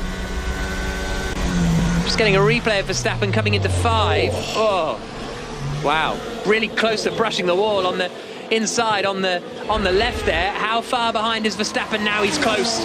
He's close. He's 4 tenths of a second away. This could be the opportunity for Verstappen. He might not even need the start-finish straight. He's coming down towards the final corner. Leclerc covers the inside. Now he's done the same trick that he did in Bahrain. Verstappen gets ahead into the lead of the Saudi Arabian Grand Prix, but Leclerc's going to have the drive off the corner, and the Ferrari is going to come back at him. Down the start-finish straight.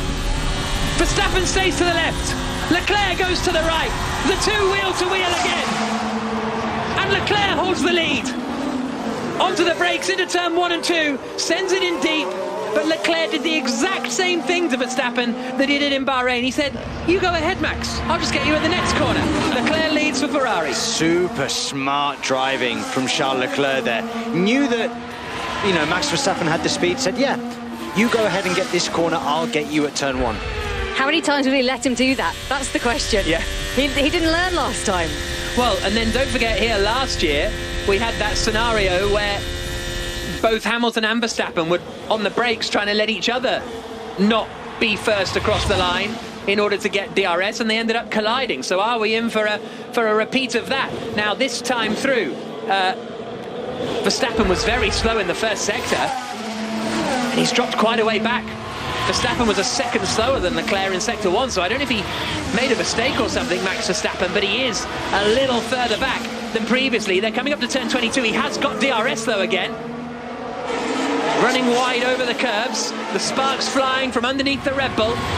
DRS wide open, and he's going to be close this time. Leclerc, is he going to try and pull the same trick? He is, but Verstappen does send it late, and they're both almost coming to a halt. It's absurd. They're both coming to a standstill. And then they get going again. Verstappen actually locked the rears so much that he spun, and he gets the slipstream now. It's exactly the same scenario as Hamilton and Verstappen last year. It's interesting. Makes everything look a little bit silly. He crossed the line again. Verstappen getting irate about the pit lane entry line. This is a bit silly stuff. I mean, that is the nature of the track, and they're both being smart, but it's a bit weird how they're both coming to like an absolute standstill to be the car with DRS behind. Verstappen locked the rears, he hit the brakes so hard, and locked both the fronts. You won't see this at any other circuit due to the nature of this track. Nobody wants to be in that position. It's bizarre. They've got to change this, haven't they, for the future? It is just ridiculous. I love it, Jenny. I mean, it's great for us. It's great fun, but it's just silly. What's going to happen on the next lap? Well, I think Verstappen's too far back. He lost a lot of time in that lock-up in the flat-out part. You calm down. Let us do our work, mate. You just keep your head down. So that's GP.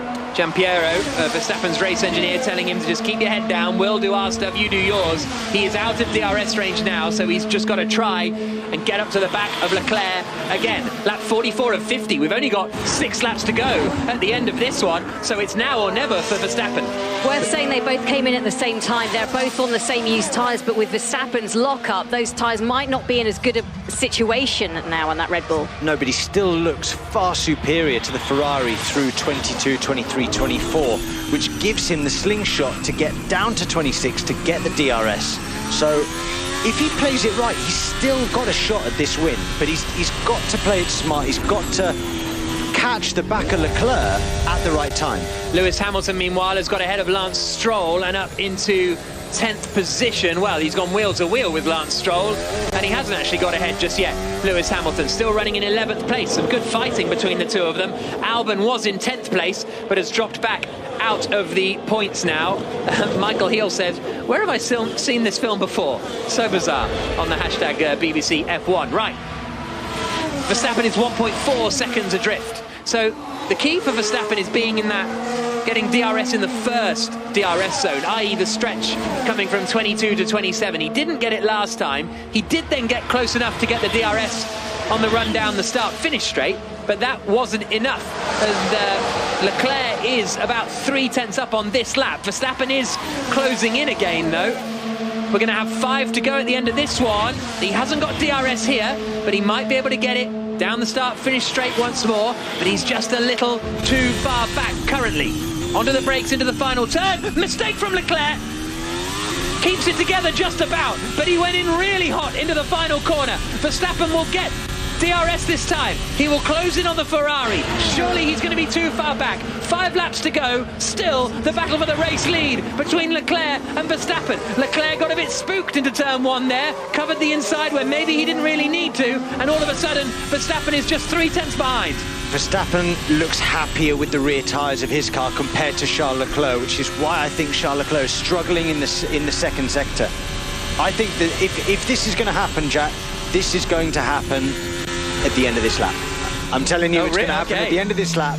We're going to see something.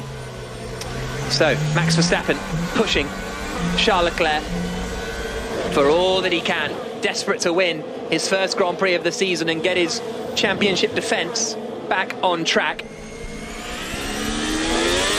I thought Leclerc had a big error coming into turn 27 on that previous tour. Now Verstappen is within 8/10, so this is where it gets good for Verstappen, because he's able to close in on the run towards turn 22, and then he's going to be close coming towards turn 27. On the power now. Are we going to get DRS off again? Yes, we are. They're coming to 27. Verstappen to the inside. They're both slowing. They're both slowing. They're both slowing. And this time, Verstappen will have DRS. Leclerc gets out of shape. And this is Verstappen's opportunity. He's right behind the Ferrari. They come across the line. 4 laps to go. Verstappen to the outside. Leclerc on the inside. Leclerc tucks back in to try and get the slipstream. For Verstappen has the lead of the Grand Prix in Saudi Arabia. He gets the job done. Max Verstappen, the reigning champion, at the front. Can Leclerc fight back though? We're on lap 47 of 50. Verstappen leads, Leclerc second, Sainz third, Perez fourth, Russell fifth, Ocon, Norris, Gasly, Magnussen and Hamilton, the rest of the top 10. But can Leclerc get back at Verstappen here, or can Verstappen now pull away and win the Saudi Arabian Grand Prix and pick up his first victory of the season? That's the question, Sam Bird. They have a very different boosting schedule in the middle sector, Jack, so going out of 20 towards 22, Verstappen takes a huge chunk of time on him, and which means he's able to get close at 26. That's what set up the move into turn 1. So let's see what's going to unfold this time as they come through the middle sector. Verstappen is setting the fastest lap of the race on this lap, and is he going to be close enough, Leclerc, to still be in the DRS range? It was a fairly straightforward pass for Verstappen in the end because he got so close to Leclerc, plus Leclerc made a mistake out of the final corner at 27, tried to hang it round the outside at turn 1, but that was never going to come off. I don't think Leclerc is close. He has got DRS. They're coming into the final corner. See what the Ferrari's got this time. We go again. He looks a little too far back, but the sound you can hear is the Ferrari engine. We're about to start lap 48 of 50 in this non-stop Saudi Arabian Grand Prix, but Leclerc's too far back. I think Verstappen might have this one now. Only a few laps to run, Jenny Gow. Yeah, this is a really intense battle, isn't it? And the fastest laps just flipped back to Verstappen. Again, it was with Perez, and the fight between Sainz and Perez as well for third place looks pretty intense. Trying to battle Perez is trying to find a way through. Verstappen leading the race, taking that fastest lap away from Sergio Perez. Perez is, as you say, 1.3 seconds back. Do we think Leclerc has anything left in the tank here? He's pushing, there's no doubt about it. He's trying to stay within touching distance of Verstappen, but Verstappen looked so strong on the previous tour. I think he's going to get DRS here though, Leclerc, and I think he's closer than he was on the last lap. Through the right-hander of 16. I don't want to call it, Jack, do you? Who's going to win? You kind of have to, it's your job. I'm a racing driver, I'm just here part-time. It's fine. He has got DRS, Leclerc. They're coming now into turn 22, the quick left-hander. Verstappen turns in. This is such an intense race between two exceptional racing drivers. The gap is just 0.6 of a second as they come up towards the final corner. Leclerc might have a shot here at getting the lead back. We're about to start the penultimate lap of the race. Leclerc onto the brakes. There's a yellow flag in sector 1. That could cause problems for Leclerc. Where is that yellow flag? DRS is disabled. Now the green flag goes in. Now it comes back out. DRS is disabled. So Leclerc can't attack. Leclerc can't attack as they come down into the first corner. The track goes green again now, but that was Leclerc's big opportunity and scuppered because of a yellow flag, because of a mistake for Lance Stroll. Lance Stroll's had a moment at turn 1, and that has scuppered the opportunity for Leclerc to get ahead of Verstappen that time. Penultimate lap of the Grand Prix. Oh, there's a collision. There's been a collision between Albon and Stroll, I would have thought, because Stroll has now had to pull off the circuit. We're going to get a replay of it. Albon went to the inside into turn 1, and Stroll. Wow, it's a tough one. Yeah, idiot just dive-bombed me. Oh, I don't think Albon was completely out of order going for that move. No, I think Lance Stroll's got to give him more room than that. Well, those two collided. We're on the penultimate lap, but they've pulled off further round than the overtaking zone. So we're about to start the final lap of the Grand Prix, and this will be it. Leclerc will have a chance. He's super close, coming out of turn 22. He's maybe a little further back than he was on the previous lap, but this is it. We're about to start the final lap of the Saudi Arabian Grand Prix here on BBC Radio 5 Live. Verstappen and Leclerc have been fighting for the entirety of the Grand Prix, and they now come down to the first corner for the final time. One more lap to go. Leclerc's getting the run down towards turn 1. He looks too far back. He's not going to be able to close in on Verstappen. They come across the line into the first corner, and Leclerc's not close enough. Verstappen just needs to keep it neat and tidy for another 4 kilometres, and he will take his first win of the 2022 season. Leclerc is still sticking right in there. This has been a fantastic fight between them the whole race long. It's been fantastic, hasn't it? But if Charles Leclerc can do the middle sector of his life, he has a chance, Jack, down into turn 27. He's really close here, you know. He's really close here, coming into the left-hander of turn 13. Verstappen leading. We're with you till 8 o'clock here on 5 Live, so as soon as this race ends, we'll bring you all the reaction as well to what has been a very entertaining Saudi Arabian Grand Prix. 30 close up, that's so unfair. And this is going to be Leclerc's opportunity now. The DRS is open. They're coming down towards the final corner at turn 27. This is almost going to be a drag race towards the line as they fling it into the left-hander of 22. We're going right to the line in this race for the win. Max Verstappen is leading. Leclerc is closing, coming into the final corner. He looks too far back. He's going to get the DRS out across the line into the final corner. He comes onto the brakes. Verstappen exits the final turn. He's going to just have enough. It's going to be one of the tightest finishes that we've seen in Formula One. But the checkered flag is there, and Max Verstappen wins in Saudi Arabia by half a second. He fights Charles Leclerc all the way. He had to work hard to win a lot of races last year, but that is one of the hardest working races that Verstappen will have ever done. He wins in Saudi Arabia. He's back in the championship hunt. Leclerc holds the lead of the championship with a second place finish. Sainz third, Perez fourth. But what a race that was. Start to finish, lap after lap, attack after attack.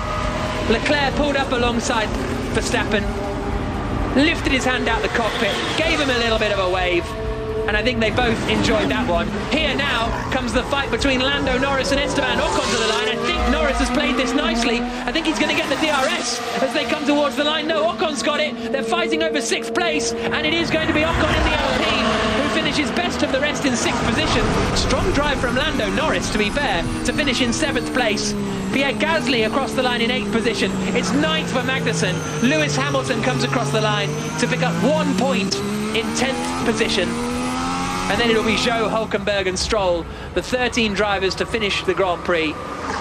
Breathless race. Jenny. Leclerc managed to get the fastest lap on that last lap, so by my reckoning, 45 points to him. Okay. Nice. That was good. That was good. Okay, 2022 has started. Wow, that was close. Wow, unbelievable. Well done, Max. Great job. What a good race. Fantastic, wasn't it? I mean, you've got two of the best drivers in the world there, Charles Leclerc, Max Verstappen, going head-to-head for all 50 laps. I mean, it was relentless. Yeah, it really was. Apart from those, 5 laps behind the safety car, and a few behind the virtual safety car, that was it. It was just absolutely non-stop, and you feel sorry for Perez. We'll have full reaction in the Checkered Flag podcast, which you'll be able to download later. You feel sorry for Perez, who lost the lead. Do you think he could have kept in that fight? That's exactly the point. I feel sorry for Perez, but I don't think he would have been able to withstand the relentless pace of those two towards the end of the race. They were in a different league to everybody. How exciting is it, though, the championship battle this year? Well done to Max. That was nice. We lacked a little bit of straight line speed. Lacked a little bit of straight line speed. I think that's true compared to the Red Bull, because when Leclerc was in the distance that Verstappen was back, he couldn't do anything. We actually saw something similar in Bahrain. When Max was within DRS range of Charles Leclerc, he came from miles back. And the same thing has happened here. Right now, the Red Bull and let's call it the Honda Red Bull engine, they certainly seem to have the edge. However, it is fragile. And is that going to come back to bite them again at some point this season? The Ferrari looks more bulletproof. It's a complete package. It's quick. It can win races. This is going to go all the way to the end, I feel, Jack. Done some points. Yep. I managed to do the top ones and then I got waylaid. So it's Leclerc on 45 because he got the fastest lap there. Sainz is in second place in the championship on 33. Verstappen 25 points and Russell on fourth place with 22 points. Well, early stages, but that's the scenario as far as the championship is concerned. Max Verstappen takes the win, hauls himself out of the car, puts the steering wheel back in, and then lifts his right leg over and starts to climb out of the car. Charles Leclerc back in the pits. Verstappen punches his fists. And what I'm enjoying at the moment, last year, I think the reason that I felt last year was the best year in Formula One history was because the amount of times you had Hamilton and Verstappen wheel to wheel, you don't know who's going to win the race. And I don't remember a season like that ever. Now, we've had the same. We've had 2 races where the top 2 have been racing for the win, and that's not something that's been a thing in Formula One for a while. These 2 are friends right now, and they're patting each other on the back, and they can have a laugh. Charles Leclerc is saying congratulations to Max. Let's see what happens by about race 15, race 16. If these 2 are still going hammer and tongs at it, I don't think that friendship is sustainable, because they both want to win a world championship. You know, Charles Leclerc knows he's got the car this year, knows he's got the tools underneath him to try and win it. Is it wrong to say, this is extraordinary, but the racecraft between these 2 feels to me almost better than last year with Hamilton and Verstappen? I don't know. It's kind of doing Lewis a bit of a disservice by saying that. I mean, last year was spectacular, but this year has got off to a fantastic start. Yeah, it has. I think it's been the fighting has been over a longer period of time, hasn't it? I think that's the thing. You've had sort of lap after lap of it rather than a lunge. It's done, and then the rest of the race happens. But here comes Max Verstappen now. We're going to hear from the top 3. They're going to be talking to David Coulthard. I think it's his birthday today, so happy birthday, David Coulthard. It certainly was at some point this weekend. 51, very old man now, but he's now talking to Max Verstappen, the winner of the Saudi Arabian Grand Prix. Max Verstappen, well, what a race. 2022 is go. It wasn't the start you needed in Bahrain, but this was a brilliant weekend for you, and some really, really close and respectful racing with Charles. Yeah, no, it was a really tough, but a good race. I mean, we were battling hard in the front, we just tried to play the long game. I mean, they were really quick through corners. We were quick on the straight, but yeah, the tires were wearing out quite quick around here. So you could see at the end, I think we had a little bit more pace, so I just tried to get by. It wasn't easy playing smart tricks in the last corner, but eventually managed to get ahead. But then even after that, he was constantly in the DRS, and then with the yellow flags in the last lap, just knowing how much you should lift, what is allowed and not, it was tough. But really happy that we finally kick-started the season. Just put us in the cockpit with, as you say, smart tricks running into the DRS. We're just seeing the lock-up. You both locked up going to where the DRS line is. We can see it on the screen behind you, and then coming on the start-finish for the pass. You know, this strategy you're having to deploy, this is a new form of racing. Yeah, it seems like, once you get quite close, because I think the cars, when you get within half a second, you actually can have a good exit. And I think that makes it a lot more tricky to actually do the pass, let's say, in the last corner compared to last year. So it's a lot harder to plan your pass, let's say like that. Okay, well, you are the winner tonight. Congratulations.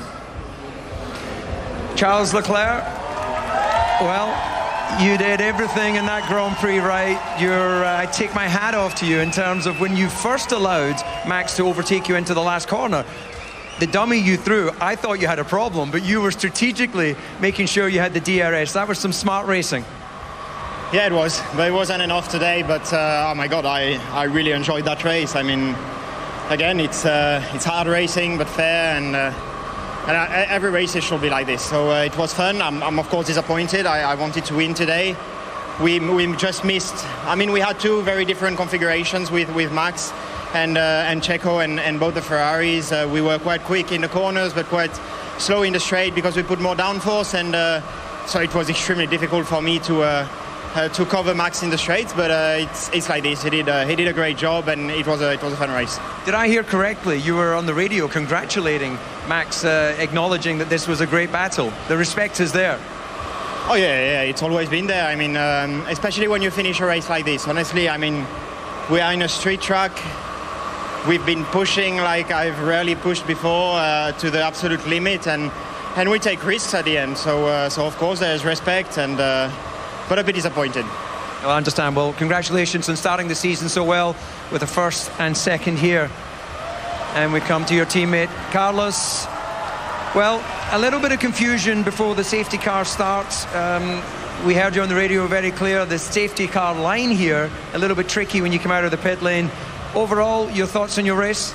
Yeah, it was a close call there with Checo, but in the end, I think he got a bit unlucky with the safety car, obviously, but the rules are the rules, and I think I was just ahead at the safety car line, which it was my position then, and since then it was all about holding on to P3. The Red Bulls were super quick in the last 10 laps after the tires cooled down on the safety car, on the virtual. They were flying and they were putting pressure on us, and yeah, for me this race was a bit of progress from Bahrain. I think I managed to find a bit more rhythm with the car. Still some tenths to find, but I think I will end up getting there. Congratulations. So your top three for the Saudi Arabian Grand Prix, it is Max Verstappen, followed by Charles Leclerc and Carlos Sainz. A breathtaking race. He's just about got his breath back. Jack Nicholls, Sam Bird alongside him, former Mercedes test and reserve driver, current Jaguar Formula E driver. And Jack, my mum just said you sounded a little breathless. You did. It was great. Thanks, Jenny's mum. Well, it's Mother's Day. Or not thanks, Jenny's mum. I don't know. I'm probably not meant to sound breathless, but that was a breathless Grand Prix. It was non-stop, wasn't it? Perez had pole position, of course, held the lead off the start and was looking sort of fairly comfortable. And then he kind of got tricked into pitting, it seems, by Ferrari. Ferrari came on the radio and said, right, Charles, let's pit and overtake Perez. And Red Bull were like, oh, we better pit then. And it felt like a trick, and it's a trap. It's kind of what it felt like.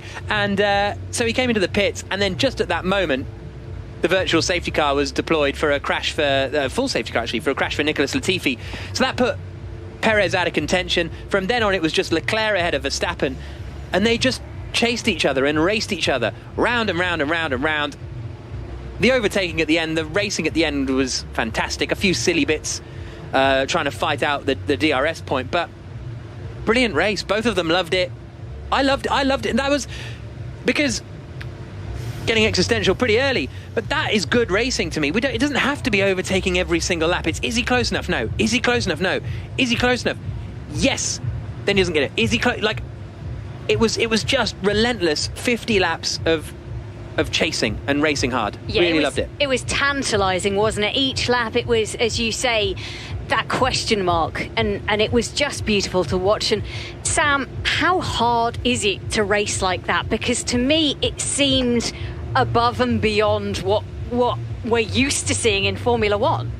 It's very special to see racing like that, Jenny. The skill set that especially those two young men have is outstanding. I mean, they're thinking 3 sectors ahead of other people. But Max trying to not deliberately go ahead in order to get the DRS, and it takes a lot. A lot of other drivers may not have that skill set and that intuition to do that, but these two young men, they're certainly something special. And this bodes well, doesn't it? This is round 2, yeah. And already round 1 we've seen them duking it out. Round 2 we've seen them duking it out. Yeah, but as I said a couple of minutes ago, these guys are really friendly now, and it's all patting each other on the back and well done this. And last year we saw a lot of animosity between Lewis, Red Bull, Max, Mercedes. The whole thing was a bit of a mess. Right now, Red Bull and Ferrari, they seem to be able to get on and they're fighting. I can't see that being the same come race 15. So the difference, I wonder if there is a difference, but Max doesn't seem to be racing like Max. There were times in Bahrain where you think, well, he's just going to feed him off the track here, but he doesn't. He gives him racing room. There were times today where at this race in December last year, he was close enough for a lunge, force the other guy off track, hold the position, deal with it later. I feel like his racing has changed. Am I right or am I wrong? I think this... Or it's impossible to tell. I'm going to get a little bit philosophical, and this might be a little bit long. I think this goes back a long way for Max Verstappen. He was offered a role at Mercedes, and it wasn't good enough for him. He then got chosen by Red Bull to drive in a Formula One car immediately, and go into the Toro Rosso team. So already there, I think there's a little bit of dislike for Mercedes. He's then always put up against Lewis Hamilton, who is one of the greatest of all time, and he wants to be seen as one of the greatest of all time. So he's got a little bit of a chip on his shoulder about that, and he's proving that he is undoubtedly now one of the greatest, Max Verstappen. There's no question he's one of the fastest drivers that has ever walked the earth. But there's always that, I want to beat Mercedes. If he can beat anybody, it's Lewis Hamilton and it's Mercedes. Those are the two people he likes to beat the most. He enjoys racing Charles Leclerc. He enjoys racing the others for a race win. But if there's a sniff of beating the silver arrow in front, that's the one that he really likes to get his teeth stuck into. It's almost as if he's mild, polite and well-mannered at the moment. But as you sort of say, as this championship goes on and the intensity of the battle heightens and raises, will we go back to seeing old lungy Verstappen, Jack? But for me, it was started early last year. Imola last year, Verstappen was super aggressive into the first chicane. Hamilton had to bail out of it. Barcelona last year, I've committed to that, round 4, 5, something like that, Verstappen sent it into turn 1 and Hamilton had to bail out of it. These were very early stages of the championship. Yes, it got even more intense by the time you got to Brazil and stuff, but even from early on it was pretty ruthless. So that's why I'm not sure I fully buy into, when it gets serious it'll completely change. We have to remember, before the checkered flag flew just then, Max Verstappen had no points, so he had to play it quite sensible today. And it was great racing. It was close racing, but it was also very clean racing. I just can't. Can I see that continuing, and the friendship kind of thing between Max and Charles? Can I see it continuing? Part of me likes to think so, because it's great to see drivers having this massive respect. These are warriors out there doing 200 mile an hour in missiles on a street circuit. It's unbelievable. But can I see it really holding like this for the whole season? I can't, because they both want to win a world championship. So I was going to ask you whether you had it in the sort of junior formula where you remained friends with your title rivals, but is it a different world when you get to F1 anyway? You go from being friendly to being very, very much less friendly, but still having respect. I never got to that animosity phase with anybody. Is that because you're mild-mannered? I think so, but should we try and rile him up? Yeah, exactly. But by the end of the season, me and him, the animosity is going to be there. No, in Formula E, when I was fighting Jean-Eric Vergne for the title, people were the press were trying their best to try and stir stuff up. We did all we could. Yeah, but we had a lot of respect for each other. Last year with Lewis and Max, I felt like there was some respect there between the two, but you had to really look for it. Right now, Charles and Max have got a lot of respect for each other, but there will be storylines going on this year. We're round 2. There's 20 odd races to go. There will be times where they touch. There will be times when somebody cuts in front of the other and it's deemed not fair, and there'll be times when they're not happy with each other. Are these 2 races that we've had, Bahrain and then Jeddah, are they indicative of races where you can fight more cleanly, where we get to tracks and circuits where actually you do have to be more physical? It's safer to be more physical. We've got quite an odd season in that they're all quite unusual in the early stages. The next race is Melbourne, a temporary street circuit, which has been fairly heavily reprofiled for this year. Then we go to Imola. Okay, a bit more of a regular circuit, but still not sort of a common one that's been used for many years. Then it's Miami, another brand new circuit, and it's not until Spain in May that you go to a track that is sort of fully established and everyone knows exactly what's going on and isn't a sort of very specific track. So I think we've got, and then you go to Monaco and Baku and Canada. It's not really until Silverstone in July where you start to get a run of normal, in inverted commas, racetracks. So I think it's going to be a slow burner, this one. And by then, that's when Sam reckons that Mercedes will be back in the fight as well. So who knows? If Mercedes can get themselves back into the fight, goodness knows how this will develop, how the battle between Charles and Max will change because of potentially Lewis Hamilton or George Russell coming into that. Now, it was a beautiful race, but it did get a little bit silly for a couple of laps, Jack, and we can't not talk about that. No, and happily it didn't get dangerous, I don't think. I think it got silly. Basically, coming up to the last corner, you don't want to be, if you're ahead, then the driver behind you gets the drag reduction system, pop open the rear wing flap, and you're going to have more speed down the start-finish straight. So you sort of don't want to be ahead going into the final corner, to the point where, and not dissimilar to Bahrain, Leclerc was letting Verstappen go through and then re-overtaking him down into turn 1. Now in Bahrain, Verstappen kind of didn't twig this, basically, but here he did. Eventually, after a couple of goes, he twigged it. And so they were both trying to not be ahead, coming onto the coming over the timing line and the DRS line.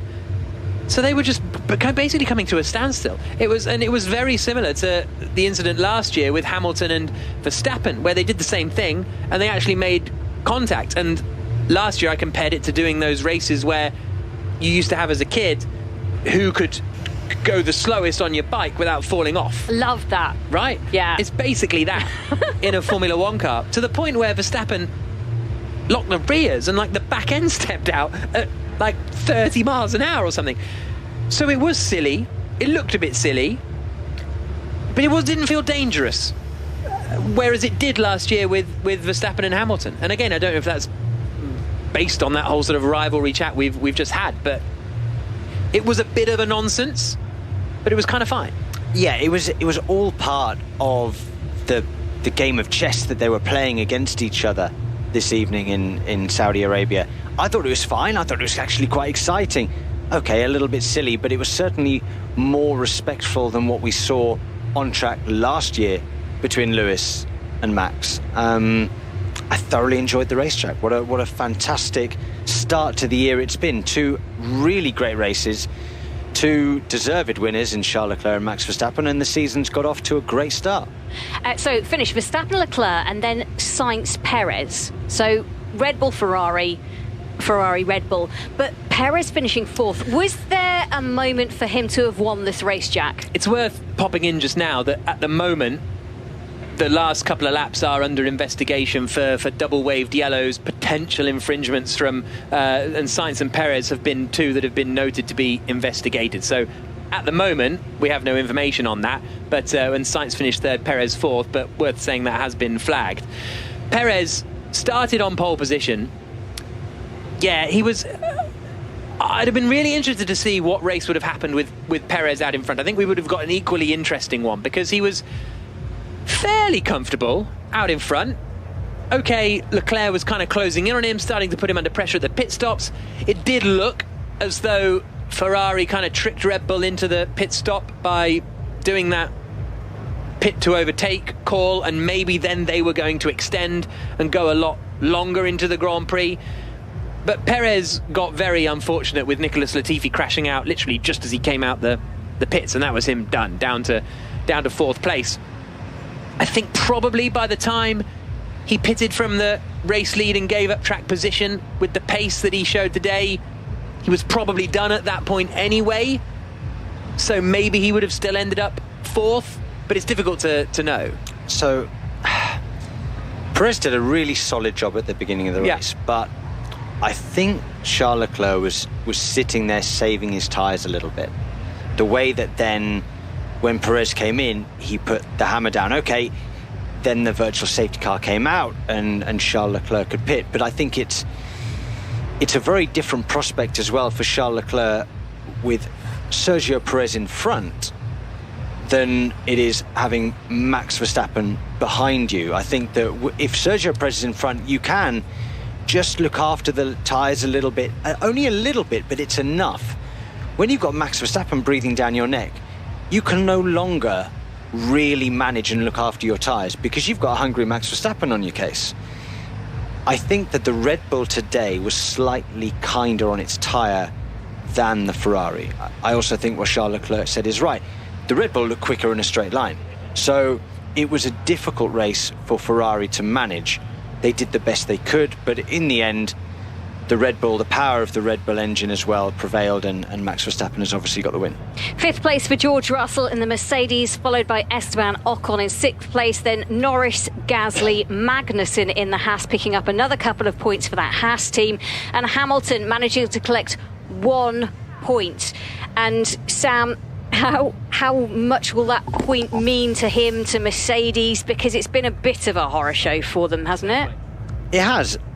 But it's a point, and that point can be really valuable at the end of the year. If they get this car going, Jenny, like we think that they can, and like they think they can in a short-ish period of time, if they can join the fight, that 1 point might make all the difference between 3rd and 2nd, or 4th and 3rd, we don't know. Are they going to win the Constructors' Championship this year?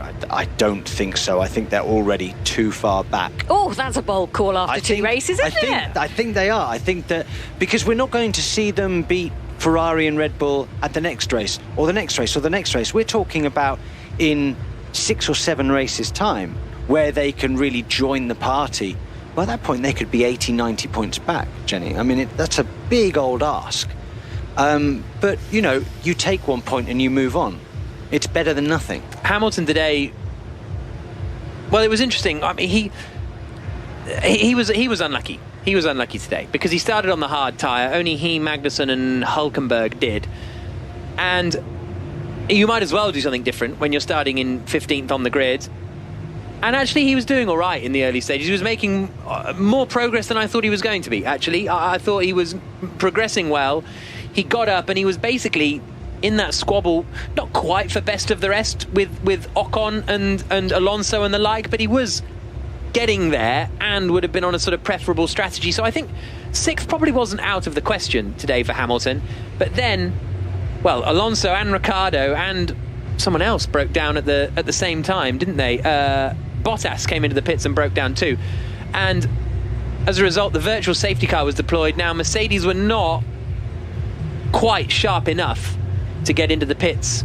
Was it that they weren't sharp enough, or they'd just gone past it marginally? Exactly. It's so hard to tell from our point of view. That's the point. Is they were either not sharp enough, or it had just happened too late on track for them.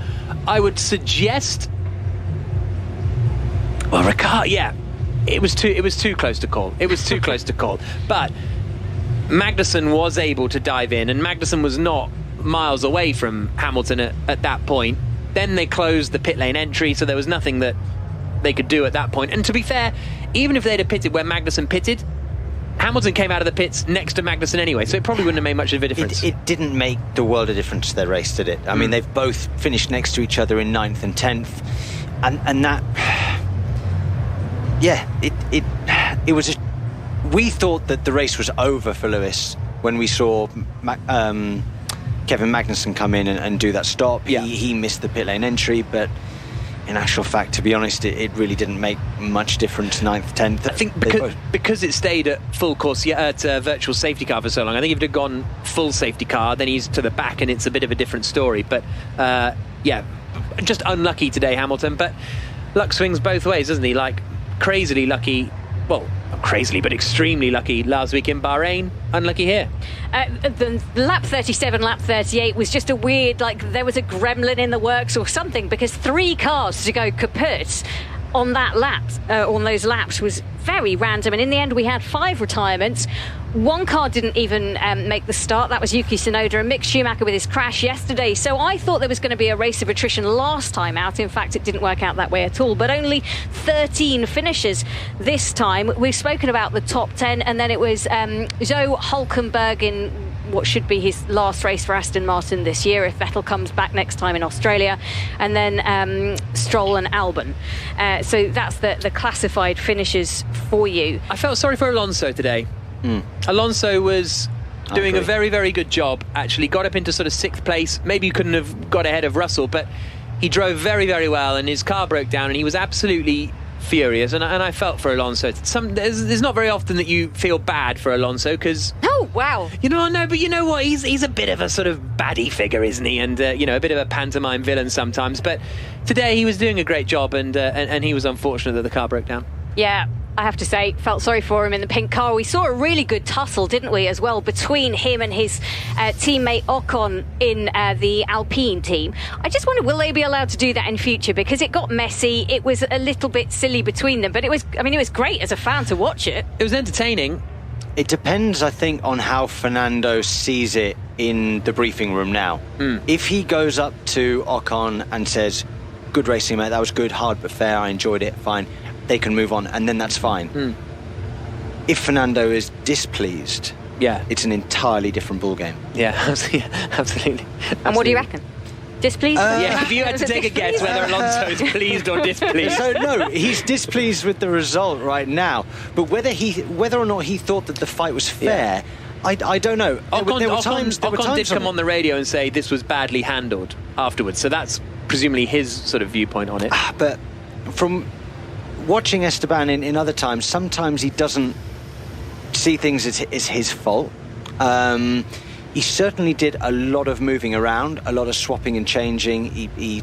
I think he put a big block on Valtteri Bottas going into turn 3 that was really on the limit. I mean, almost in the braking zone, changing direction, which is something we really don't need to see in Formula 1 or in any form of motorsport, actually. But I'd just be interested to know what Fernando's stance is on it, really.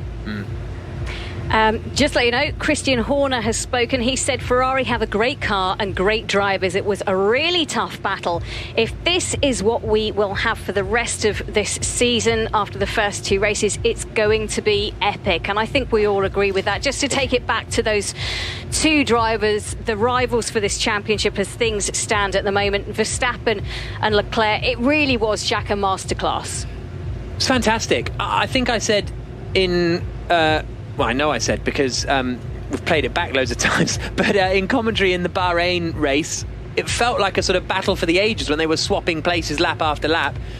And then here we go again, swapping places lap after lap. Well, not fully swapping, but the fight was on and they were pushing really hard. And that was just exactly what... This is why I loved it so much. Okay, DRS is a bit of a...